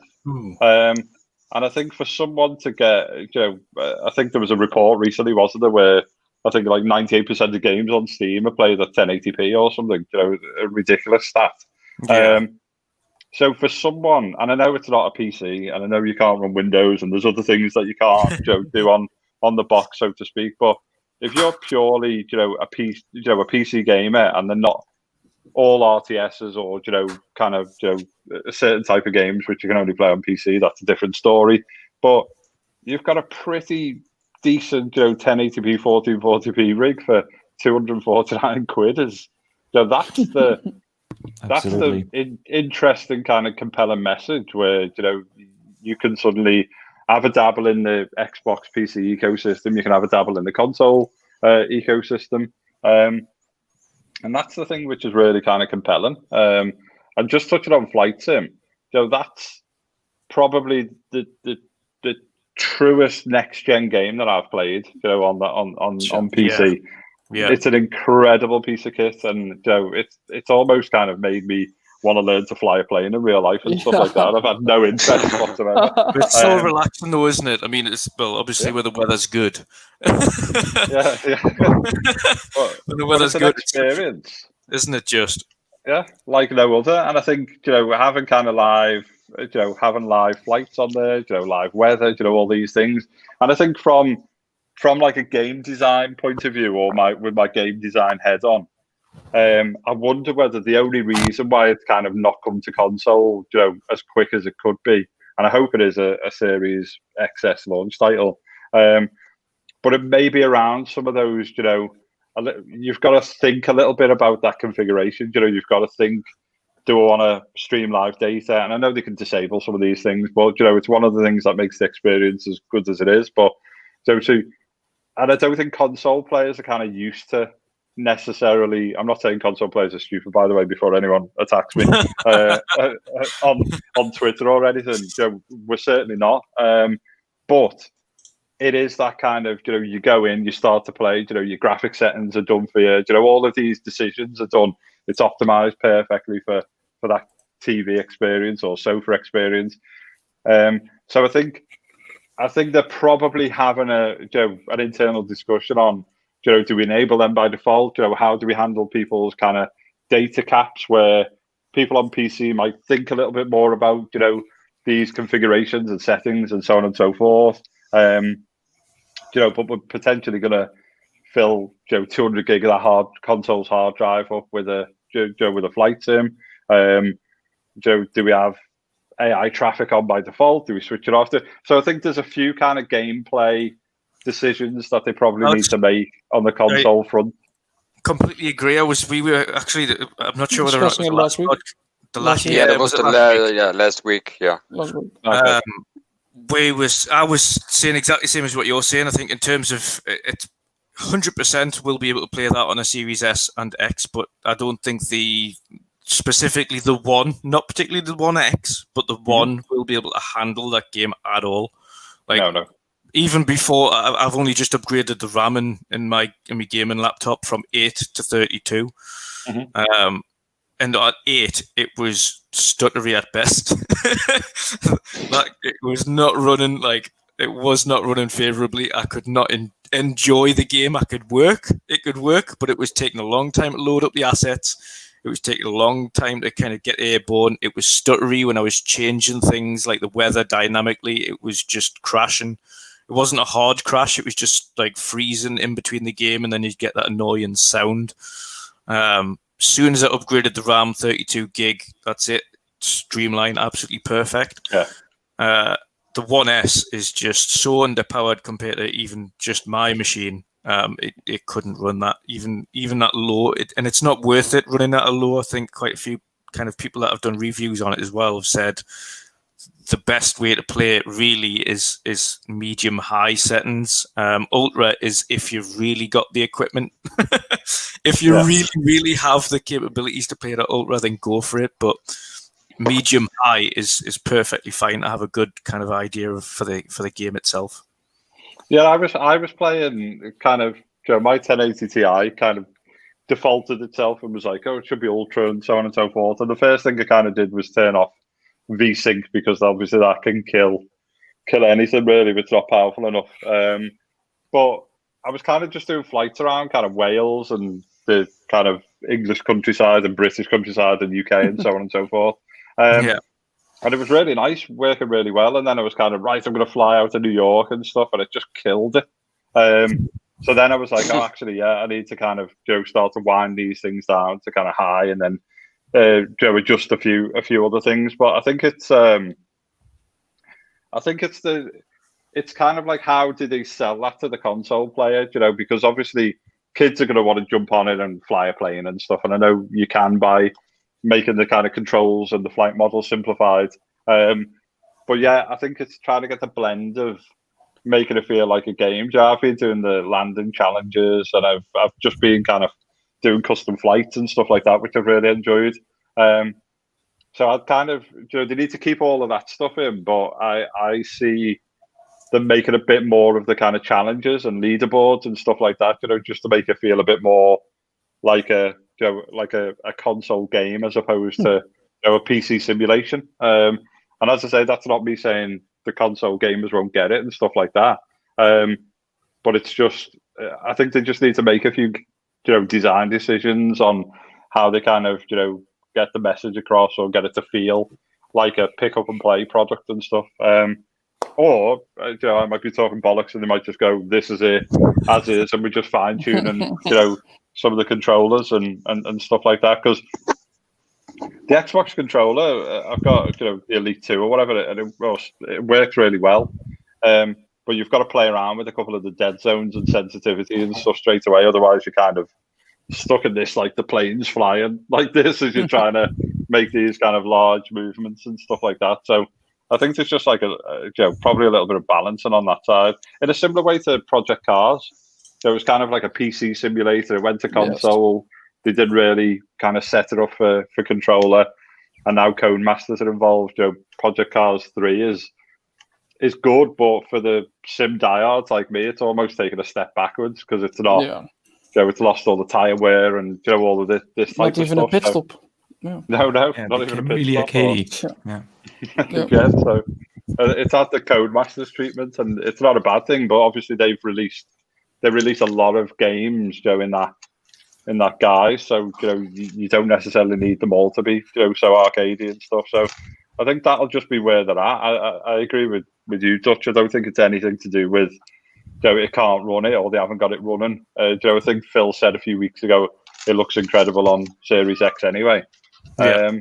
I think it's just trying to get the right feel or message across for people who are just thinking, well, this is a game, I'm going to pick it up and fly it. That may be used to like, whatever, a Warbird or something like that. I mean, if you turned off the AI, the live weather, if you turned off kind of data streaming and things like that, if you turned off all the settings, all of the kind of high tier settings and put everything on low res, then that game will work perfectly fine on a 1. But what would be the point? They need to skip the 1 version. Yeah. It looked like Flight Sim 99, wouldn't it? Wouldn't it? Oh God, yeah, and before that, I think. But I mean, there's no reason why they couldn't just say it's an next-gen game, a bit like the Medium or whatnot. But yeah, it's kudos to Asobo and stuff. It's an awesome game. Yeah, and also Digital Foundry said that this is the real first next-gen game. Yeah. I think they connected that with their messaging as well. Okay, so this is really the next-gen game. You should play it on the Series X or the Series S. If you want to play it, and then you'll take advantage of the hardware as well, because like you said in the beginning also, Chris, the 2013 Xbox One was very underpowered. Can you imagine how it is now? I mean, for fuck's sake, I mean, we're 2020. It's crazy that we even think this should run. So indeed, you get the Windows 98 version of Flight Simulator. It's mainly, you see, if the game wasn't the scale it was, then it would run. But this is an entire planet in 1-to-1 scale. Super detailed.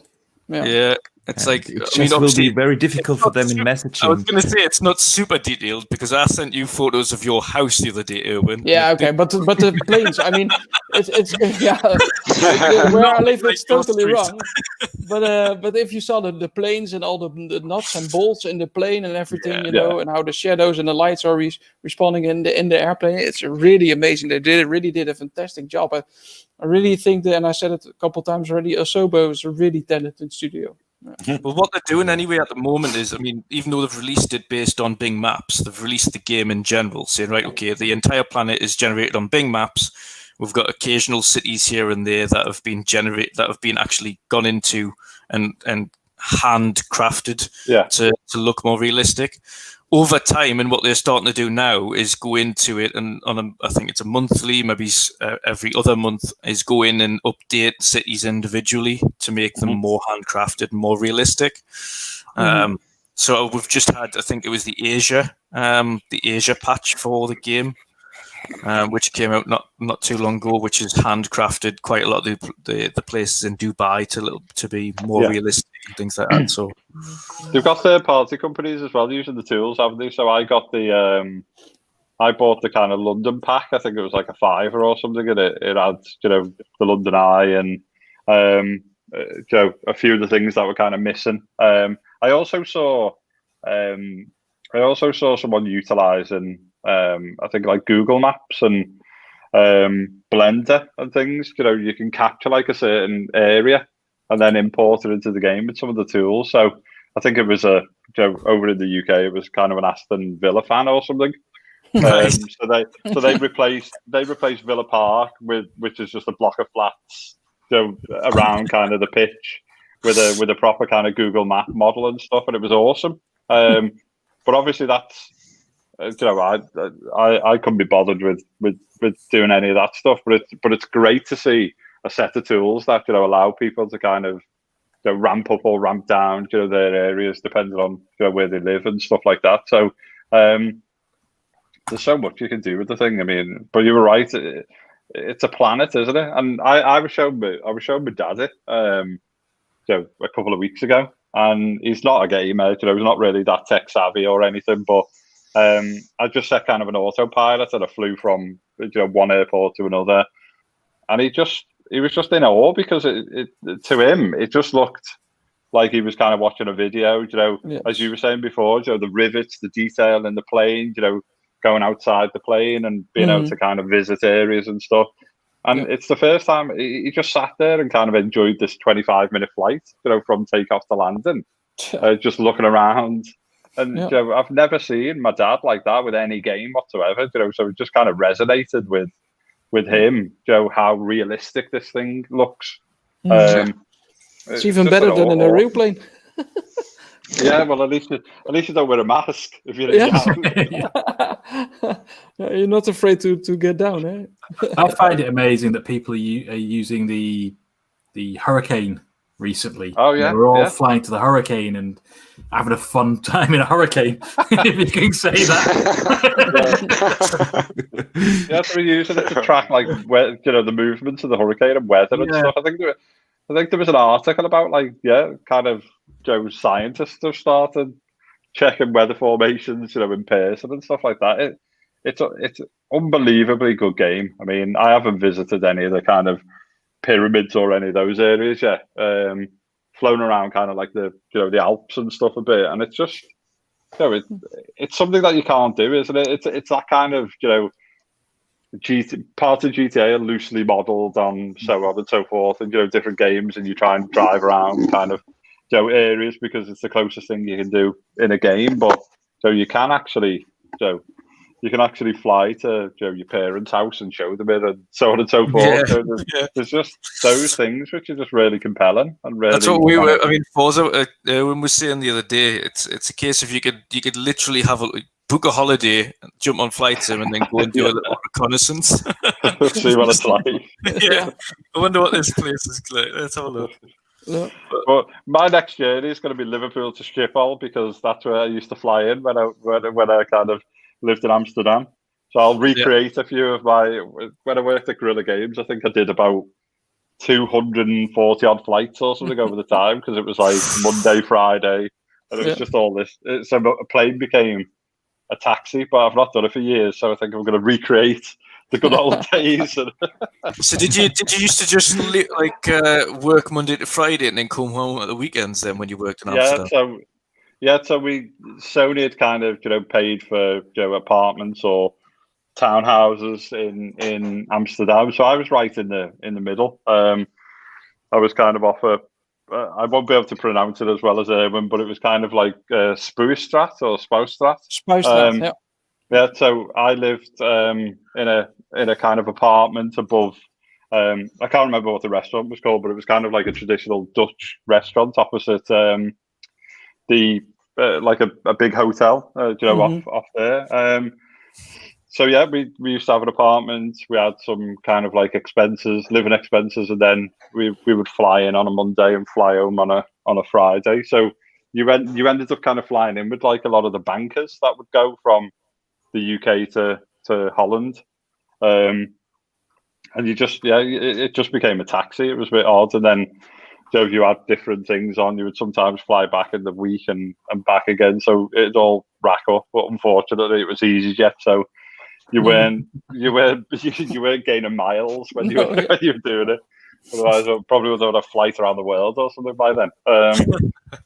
But it was, obviously Gorilla have moved from, they used to be in an old bank. It was like 2 buildings put together, and I think it just got to the point where it was running out of kind of electricity and so on and so forth. I think the way it works in Holland or in Amsterdam, the way it was working is you had to have, to get more electricity, you had to technically have like a front door, like a building, an address of its own with a front door. So they just started kind of buying buildings next to each other, and then I think it just got to the point where the floors are kind of uneven and you go upstairs and down and so on and so forth. But they've got a nice purpose-built office now with a flag that comes out of the top of it automatically.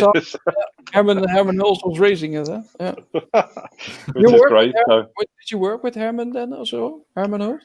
Yeah, so Herman was obviously studio owner. He was my kind of boss, and he was the guy I went over and kind of had an interview with, and then Matthias De Jong was there, JB, Ange, lots of people, and then there was kind of Aaron Butler.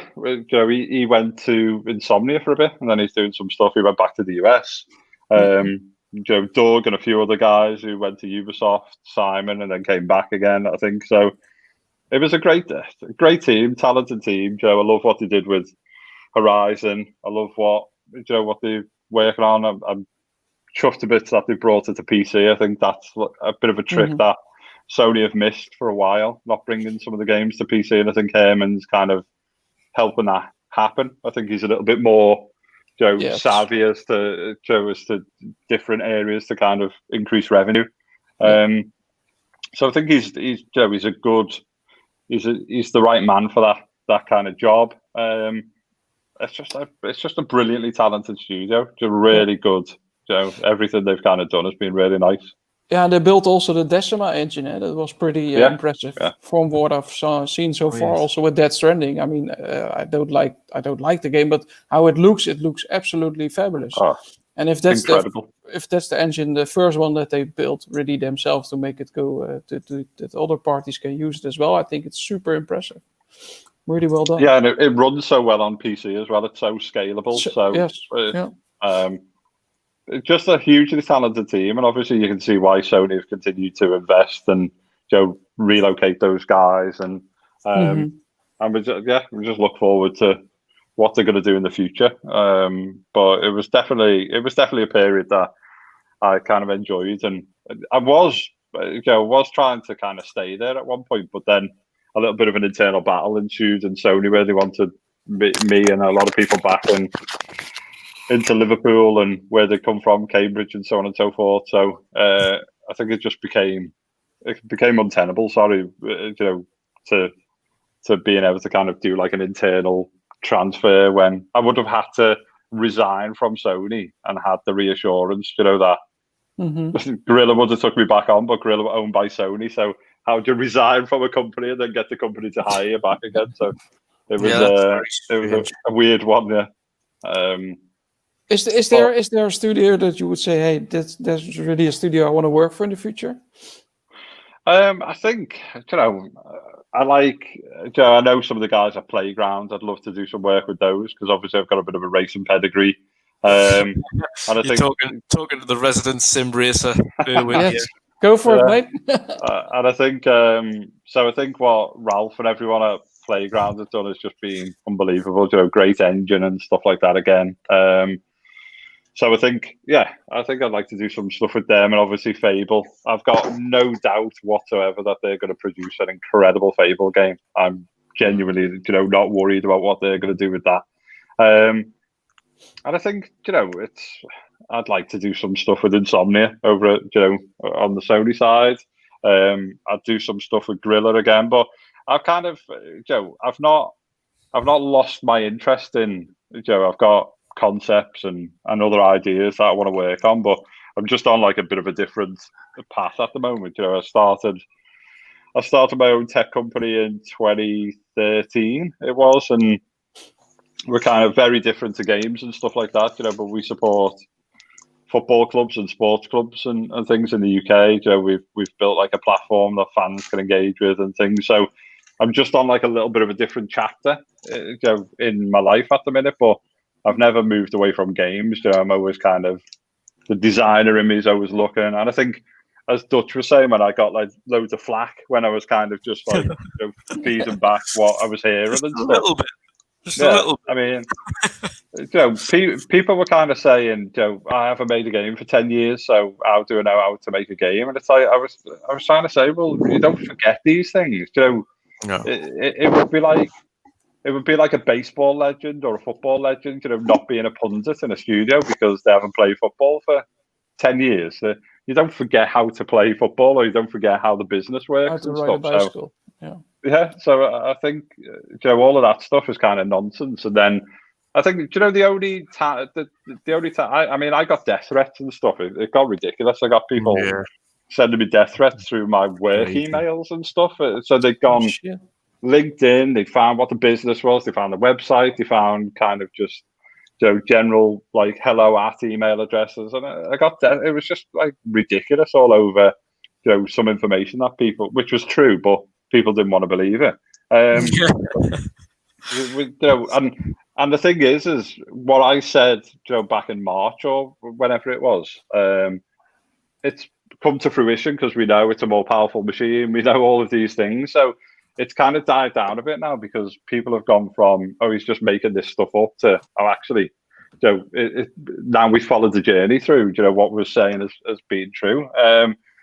But the only reason it stopped is because IGN did a little, you know, their kind of little daily roundup snippet, and they spoke about the RDX podcast. They spoke about what I'd said and so on and so forth. But IGN did some digging on me to make sure that I really work for Sony. So it was when IGN said, you work for Studio Liverpool and this, that, the other, like all of these people who attacked me and said it didn't work for Sony and I got sacked and all of this kind of nonsense. Just in the blink of an eye, just all disappeared. And it was kind of like, because of IGN have done a bit of due diligence, you know, everyone started. But my LinkedIn, I was getting thousands of people looking at my LinkedIn profile just to see whether my history had like Sony in it. It was just ridiculous. It was like, the amount of notification emails that somebody's looked at you. Yeah. It was kind of mental, and you know, it's kind of inadvertently brought me, you know, to the forefront a little bit on Twitter and stuff. And it's like, in doing so, I've kind of re-engaged with like a lot of gamers and stuff like that. I used to just keep it to myself and to friends who are still devs and stuff like that. And to be honest, I've really kind of enjoyed re-engaging with people. And you know, I still have a few people who try to kind of, you know, make out that I'm this kind of Xbox fanboy or whatever, but so I play across a number of consoles, and it's like they'll try and pick up on. It's never good enough, Chris. Yes. No, and they'll pick up on, you know, I've liked a comment by Xbox, but they don't pick up on, you know, I retweet Guerrilla Game News or, you know, stuff like that, you know, all the time. You know, every time the guys release a patch for the PC version of Horizon, you know, I'm the first one, you know, retweeting it out or liking it and stuff like that. So you're right there, but it's like it's never good enough, and people will want to kind of see and believe what they want to see. Yeah, super sensitive, you know, and I always say in the end we are all gamers, right? So there's no need to fight each other.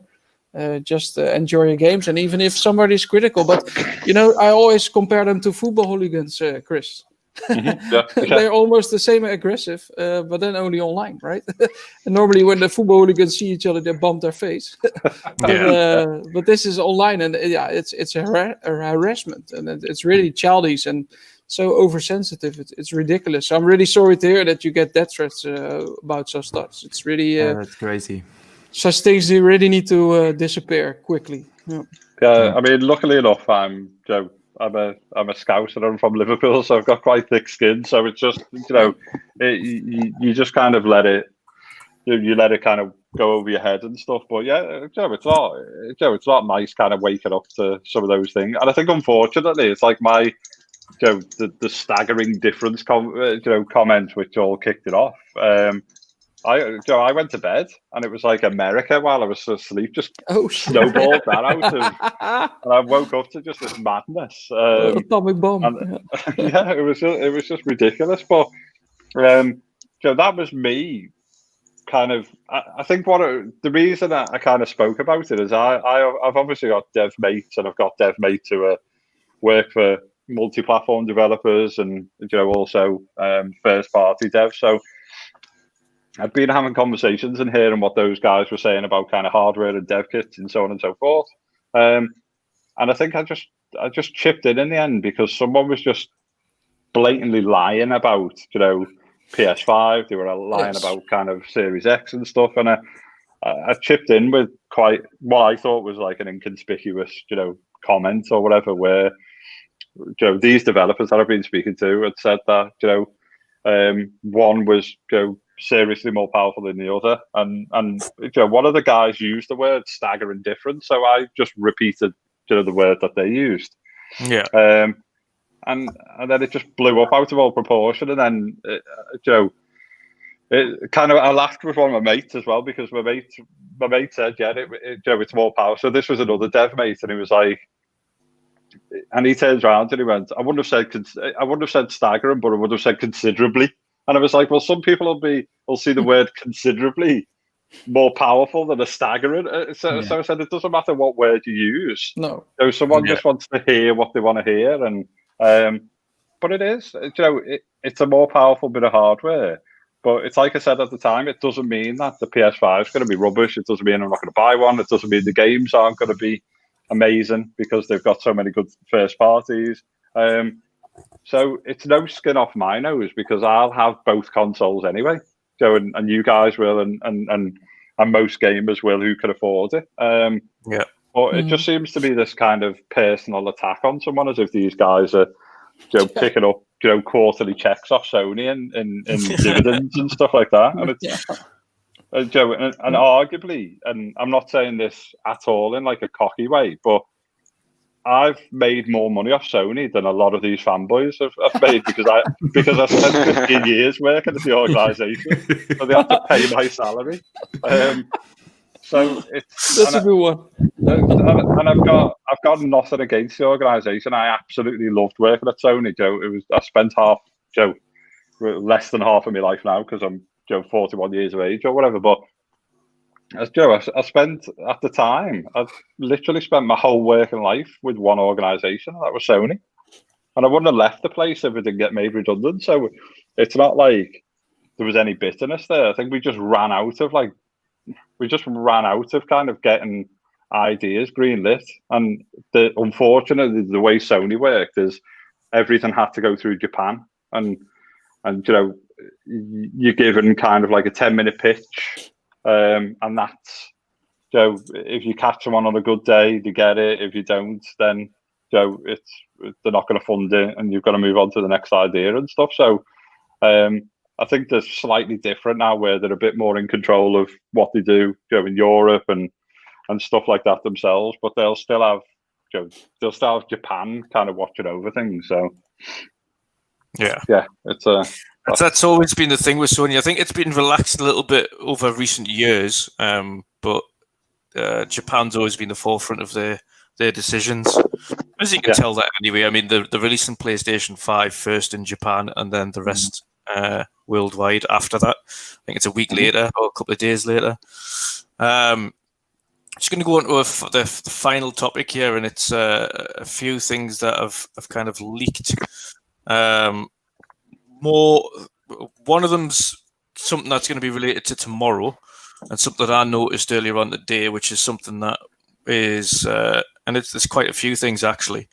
But on Amazon, I was looking up initially just to check on the pre-order status, whether or not it was up on there as a placeholder. Amazon UK still doesn't have a placeholder on an official placeholder anyway for Series X yet. but it did have something that I found quite interesting that was definitely related to tomorrow. I'm just going to go on to the tab here. You can see there, Ubisoft video game, Xbox Series X. No name, no release, a price. Underneath, you've got Assassin's Creed, Series X. Another one, Ubisoft product, Xbox Series X. No price. Okay. Underneath, Ubisoft product, no price. But there's Far Cry 6. So it's not Far Cry. It's not Valhalla. I think above Isn't it the dancing game? Yeah. Oh, let's not go there. Oh, it better be Splinter Cell. So there's definitely tomorrow by the looks of things, and that seemed to go on for a little bit as well. But it seems to be quite a few things that are unannounced. See, there's Watch Dogs, so it's obviously none of the titles that have been shown off yet. There's another one there, Ubisoft video game, Series X. Okay, well. So it seems to be there's quite a bit coming that we haven't seen yet, specifically on Series X and Ubisoft. So that should be a good one tomorrow. I mean, what do you think they could be showing off tomorrow that they haven't shown off yet? Beyond Good and Evil? Yeah. I was thinking that. Because it's gone really quiet on that.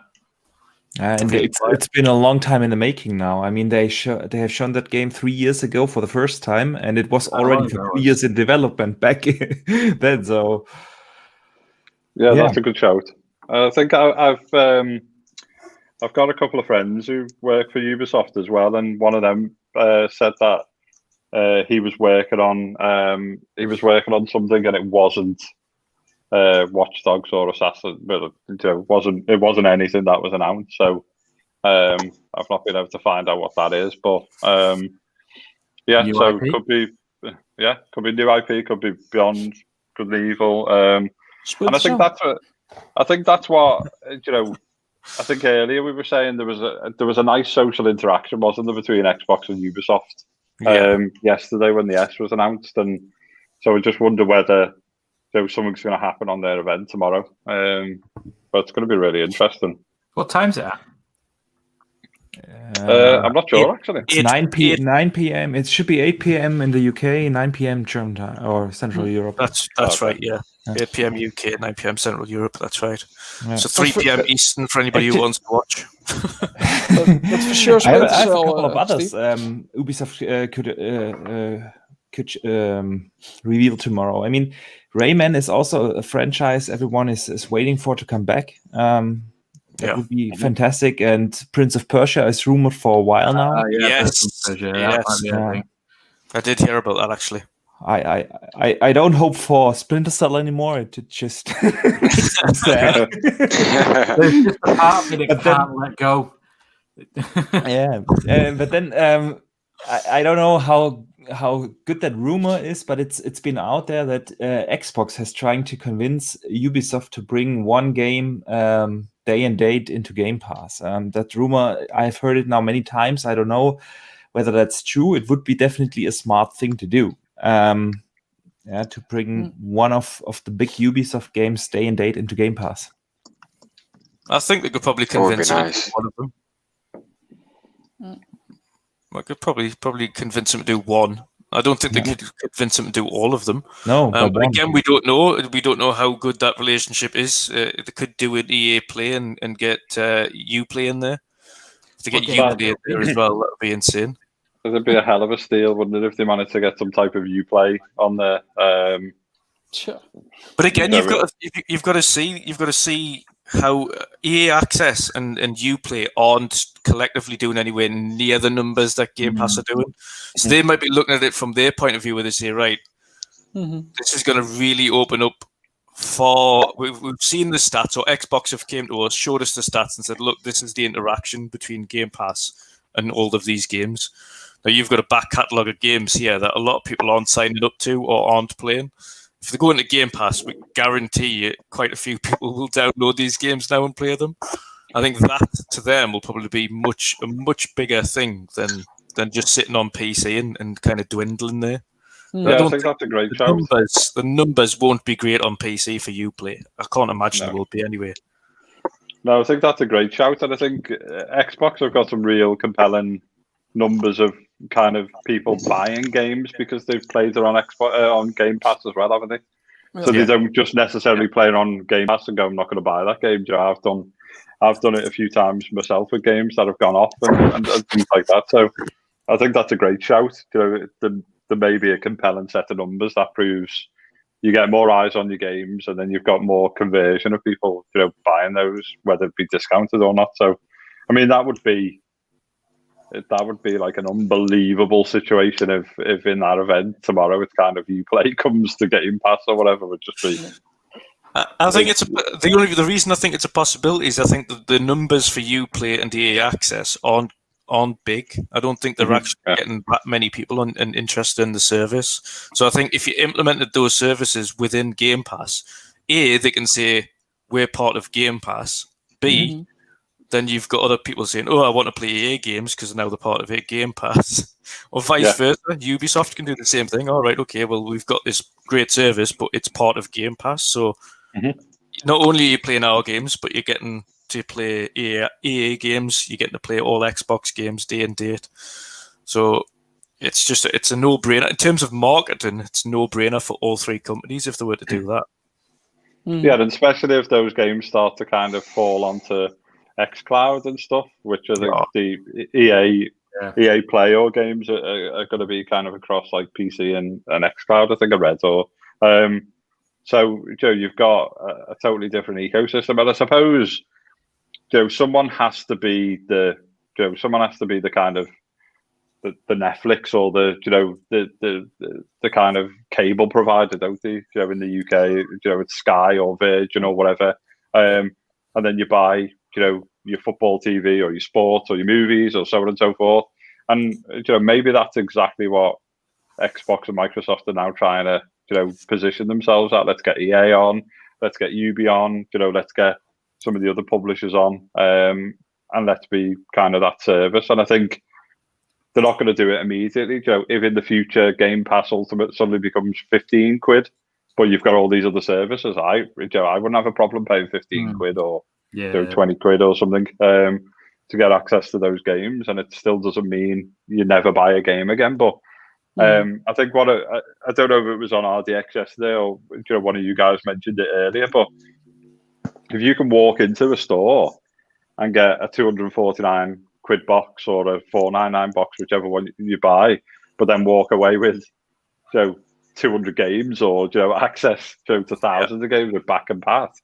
I think it was you actually, Dutch. You don't need to go in and buy a 500 quid box that are 260 quid games and then this, that, the other. That's massive because little Johnny or whoever it is, gets his console and gets a shed load of games that you've not had to currently fork out for. And some of them will be games that they played, but others there'll be a load that they haven't. And you've got some amazing games coming out. I'm really interested in like the Falconeer that comes out, and it's not going to come to Game Pass, but it's just an awesome, it's an awesome AA game, isn't it? It's like an indie game and so on and so forth. And I mean, that guy who's been developing that's been shouting about it. It's got to be 60 frames. It's got to be this. It's got to be. So I think that's going to be a great game. There's so much to look forward to with 12 minutes and all that. I think there's a bit too much of a reliance on the counter argument. It's like, oh, it's got to be AAA. It doesn't have to be AAA. It can be really good. Compelling experiences where you've played 5 or 10 hours of it, and that was enough because it's captured for that time. That Bright Memory Infinite by that solo dev in China. Absolutely insane. Like he's outsourced a few little things here and there, but the full development cycle is just him, and it's absolutely insane. And you can't say that's not quality, because if you have a look at the game and the actual quality of the fidelity of the game that you're playing is insane. The gameplay loop looks fun. Yeah, it looks a really nice game, and I think there's been classics for me, kind of like Flame in the Flood, and they've brought I can't remember what it's called now. The new games just come on where you've almost got like a little bit of a farm, or you can co-op and protect these like vegetable characters or whatever from I think it's something Hollow or Drake's Hollow. Drake's Hollow, yeah. So that was the Yeah. same guys who did Flame in the Flood and stuff. And I think you've got some real gems like that where, they're not necessarily on your radar or you don't know about them until it lands on Game Pass and I'll give that a go. The worst part about it is you've just got to make the decision to download it or make sure you've got a bit of space on your hard drive. It's not a difficult decision, and then you play it, and there's some gems in there which it then makes people aware of those development houses and studios and so on and so forth. So they start looking. So it's been a great thing to introduce, certainly for people trying different genres and different developers and stuff like that. Some of the stuff's class, and I hate this kind of. There's a bit of an injustice where people just say it's fodder. Oh, it's just Game Pass fodder, and it's like, well, hang on. These people have worked really hard to develop these games, and they don't see it as fodder. Yeah, not everyone's got $1 billion studio, but some of these things are awesome. Exactly. It's I love. To be fair, I've been specifically this year. I've been looking to play more and more indie games. That's not because I dislike AAA. It's mainly as well as me. Time. It's so much. You don't have the time to invest into these big 60-hour, 70-hour, 80-hour AAA titles, and little 5-10 hour indie games are perfect for that. You can just jump in. Couple of hours a night, within the week you've finished the nice story. There you go, done. Yeah. It's perfect. And like you've been absolutely bogged down. You drove yourself into the floor the other week. I know. Yeah, it's I can't remember the last time when I've played something like a GTA or something from start to I've been so compelled in it, I've had to finish it. And I feel a bit sad sometimes when you hear people like Colt and you guys and that saying we've played this and we've played that, because my main focus is kind of growing the business and stuff, but it doesn't mean I don't want a game, but just having those little kind of jump in and jump out games have been a lifesaver. Thimbleweed Park and stuff like that I didn't get around to play, but I played it on Game Pass and stuff. They're just awesome little kind of pick up and play things. And it allows you to have that escapism for half an hour or an hour, and you don't need to kind of knuckle down to play through 3 hours of a tutorial or kind of get your head around stuff missions. Yeah, and I mean, for me, one of my most anticipated games, it's gone quiet, which I'm a little bit disappointed with, is the Last Night.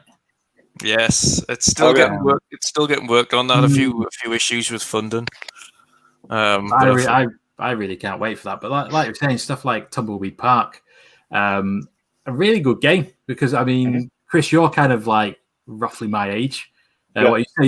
You're 41. I was 39 yesterday. Happy birthday to me. We kind of grew up with the Grim Fandangos, the Maxi Scams, the Monkey Islands, and they were literally, especially back then when there was no internet and you couldn't figure out where you had to put this into that and then take that somewhere else. But yeah, they're good. Pick up for half an hour and save and then go off and do what you're going to do. Those kind of games. And like I said, I think there's a bit of snobbery from some people when it comes to it has to be AAA or die. If it's not AAA, it's not worth my time. I think it's bullcrap. I think some of the best games. What game was I playing? Night Call or something. Basically, you're a taxi driver trying to solve a murder, and it's pretty much text-based. A lot of the time, and it's just a really chilled out game you can play for 10-15 minutes, put down and come back later. Well, I played that I don't know, Erwin's got to go, so I'll be quick on this one. I played that Coffee Talk on the Switch, and it's just a really weird kind of, you work behind a coffee bar, people come in, and I think it's more of like an interactive story, really, and it's kind of set in a weird futuristic time where you've got kind of like orcs come in and different type of characters and stuff. I just played through it, and there's not much you have to do. It's not it's not frantic like a mobile game where you've got to like build coffees and do things. It's just an interactive story, but it was awesome. It just took me away for like half an hour, and I just played through it over a few nights and completed it, and I was kind of a little bit gutted that I'd completed it, but I think stuff like that is just perfect. Just really interesting escapism for a little bit, and you can't spend hours and hours in front of the TV or whatever. So I this is did a that game. with the Tourist the other day. Have you played the Tourist yet? Yeah. I've had a little look at it, but I've not gone further than climbing into like that first tower or whatever you do. Yeah. No, that's actually it's a really good game throughout. Yeah. Like, it's quite a few good puzzles. The characters and the little story is quite fun. But then you've got the music and thing on it is all the way through is really cool as well. There's one little scene, of course, you've got side quests where you've got to collect all the vinyls for this DJ to make sure he has this amazing party. You can select the music he plays anyway, so you can go in there and press dance and things like that with the character and the air cannons and things like that. It's a mad game, but that's only like a 5-hour game. Yeah, start to finish, and it's a really fun game to play. I played it yesterday for like I've been right now I'm at the 3rd tower, I guess. Yeah, the 3rd tower. But like the beginning, it's already fun, like trying to collect stuff and interact with people. And like you said, you have the dance floor on the beach. You can do dance moves. You can sit on the bed, like just chilling, and it's really fun. It's a really fun game to play. So it's a really relaxed game, yeah. Yeah. One of my favorite games, probably this gen, is when they always go, what game could you erase your memory and replay? That'd be great. It's Firewatch. I think it's a brilliant game. Firewatch. Oh, that was great. Yeah, incredible game. Yeah. Looking forward to the next one. Yeah, love that. Well, I was going to say, the Tourist at the end of Tourist 1, they did a little thing to say, well, we're going to hopefully see a second one or something like that, or a part 2. But then someone commented underneath saying this studio, I think they're called Shinen or something like that, are renowned for just doing a new project immediately. Like, they just go straight away and they just forget the old one. I'm like, no, really? Hopefully they give us more on it. No, I'll definitely pick that up. Yeah. 100%. Yeah, and look at the success of Fall Guys. That proves that you don't have to have a AAA banger to be successful. Yeah. No, exactly. Yeah, we played the Fall Guys the other day. That's I was terrible at that game at the start, but you went better when the time went further. But it's really nice. It looks really really fun and easy, but it's totally not that. It's so difficult. Not easy.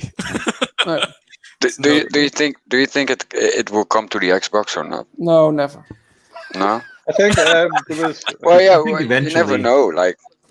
Timed exclusive probably. Like what's the name of the game? Soccer Cars, or what was it? Rocket League.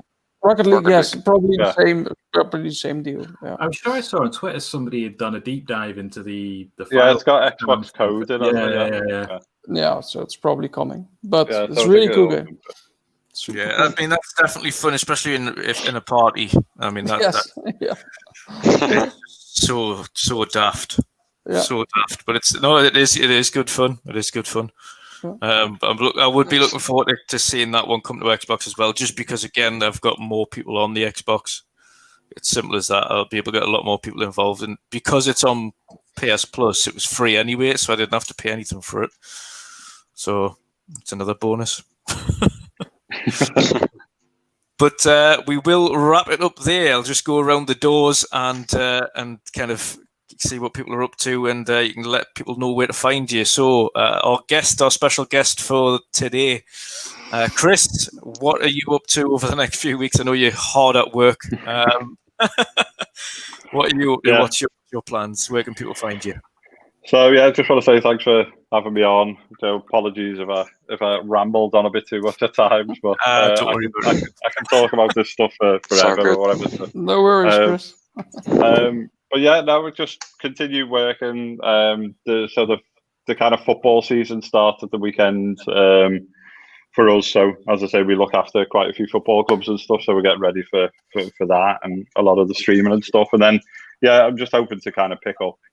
Play a bit more flight sim, and then pick up a bit more, a few more games like Tourist and so on and so forth. Just pick up some of those like quick ones, and then I'll just keep my ear to the ground on Twitter and see what Ubi and Xbox and Sony have got to say, this week if Sony do pop the head up and announce some stuff. So yeah, thanks a lot for having me on, and it's been great to chat to you guys. Thank you very much for coming along. Thank you very much. Okay. Happy days. Patcha, what have you been up to, brother? Where can people find you? They can find me. They can find me on Twitter, like my name says, Petchu070. I mostly always play on Xbox, PUBG, doing the Tourist as well. I'm gonna finish also the chapter 1 of Tell Me Why, because the game was the beginning was pretty interesting. So definitely gonna finish that one. So yeah, that's about it, man. And recently I'm a lot of streaming on Twitch. Yeah. And yeah, man. So that's basically what I'm gonna do. Slowly but surely get your numbers Yeah. up on Twitch. Yes. Happy. What you up to at the moment? Are you in the 20s, 30s, 40s? How many subscribers you got at the moment? Right now it's around 25. Yeah, 25. So sweet. And what's your Twitch channel? If you want to give that a shout out. It's the same as my name. So yeah, it's Petchu070. So check it out, guys. Go and give him a follow on Twitch. Get him up to his 50 mark for the initial affiliate, and then he can go from there. Watch him get his chicken dinners on PUBG every day. Yep. Archimedes, how are you doing? And where can people find you? And what have you got coming up? I know you're probably working on a few videos based off today. It's quite a lot to kind of summarize. It's a dream for every content creator to have so many news to report on. You don't know where to start. But first, thanks for having me on the show. It's been a blast. Chris, very nice meeting you. People can find me basically everywhere: Xbox Live, PlayStation Network, Twitter, and of course here on YouTube at Boxenberger. Yeah, I just had during this show a very good milestone. I'm really happy about reaching 1,000 subs on my YouTube channel during this show. So congratulations again. Thank you. And awesome. of course, I'm working a lot already on my next video. I'm working on 2 in parallel. Depending on whether we get Sony news or not this week, it's one or the other coming first. And of course, I want to, especially on the weekend, I want to play a lot of Kingdom of Amalur.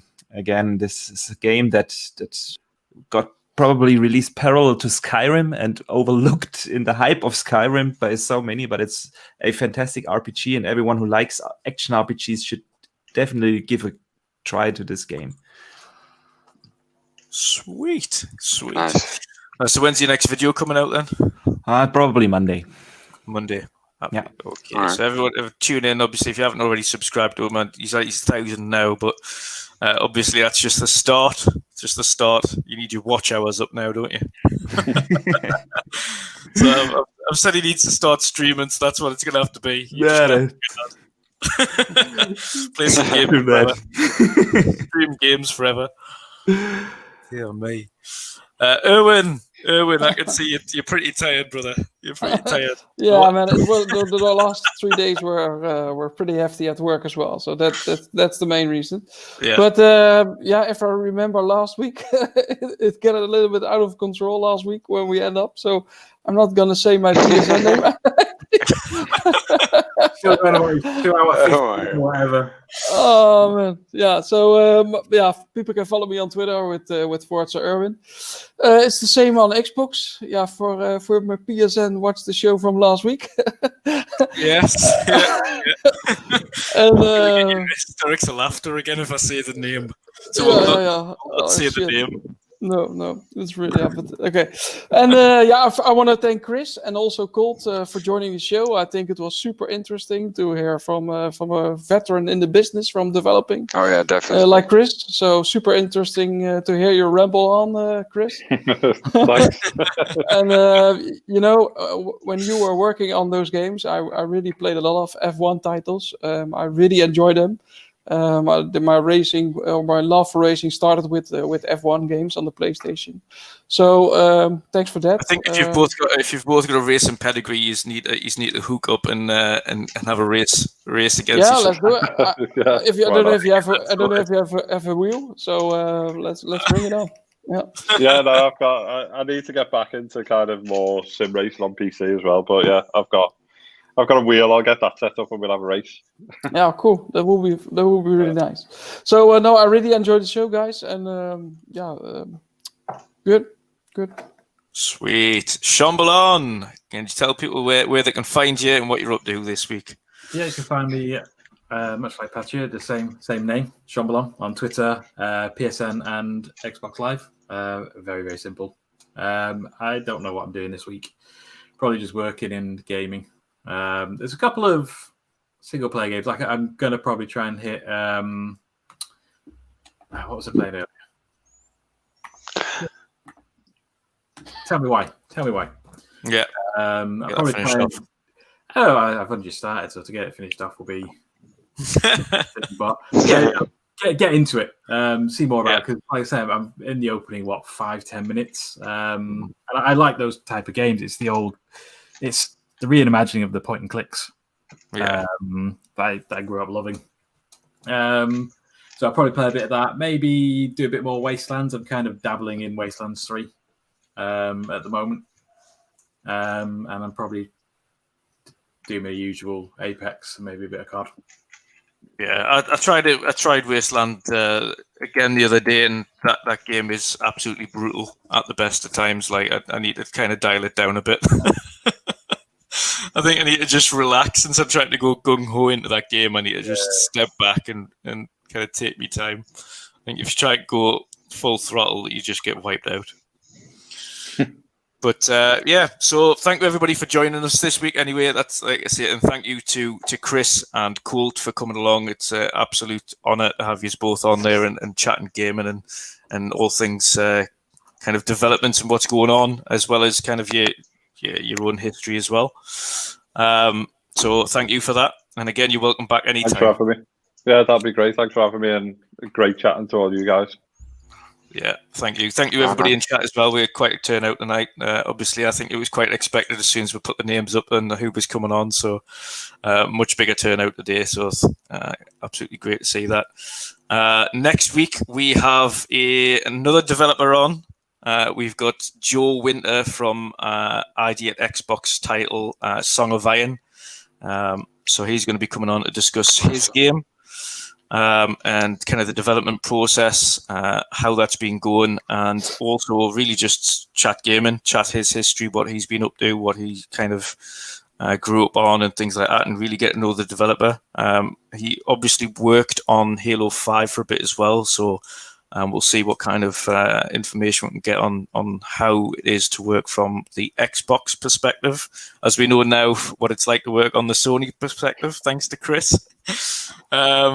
So yeah, that'll be good. That'll be good to kind of dive into. Again, same time next week. Again, standard panel there. Might change here or there depending on whether or not Archimedes is available or Broy is available, whoever it is. Or Erwin. Yeah, or Irwin, or Or the pop plant. Yeah.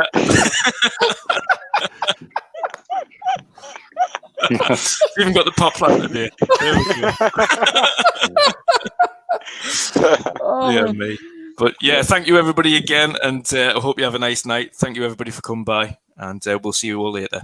Cheers, guys. Thanks, Cheers. Chris. Bye. Cheers, guys. Bye. See you Bye now. now.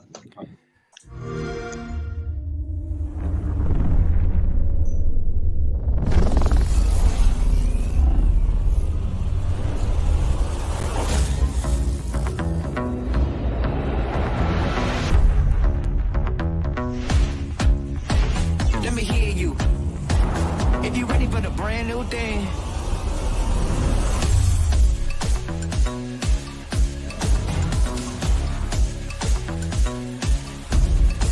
With my light good. good, yeah, I'm on one. Went from broke to having everything I wish, huh?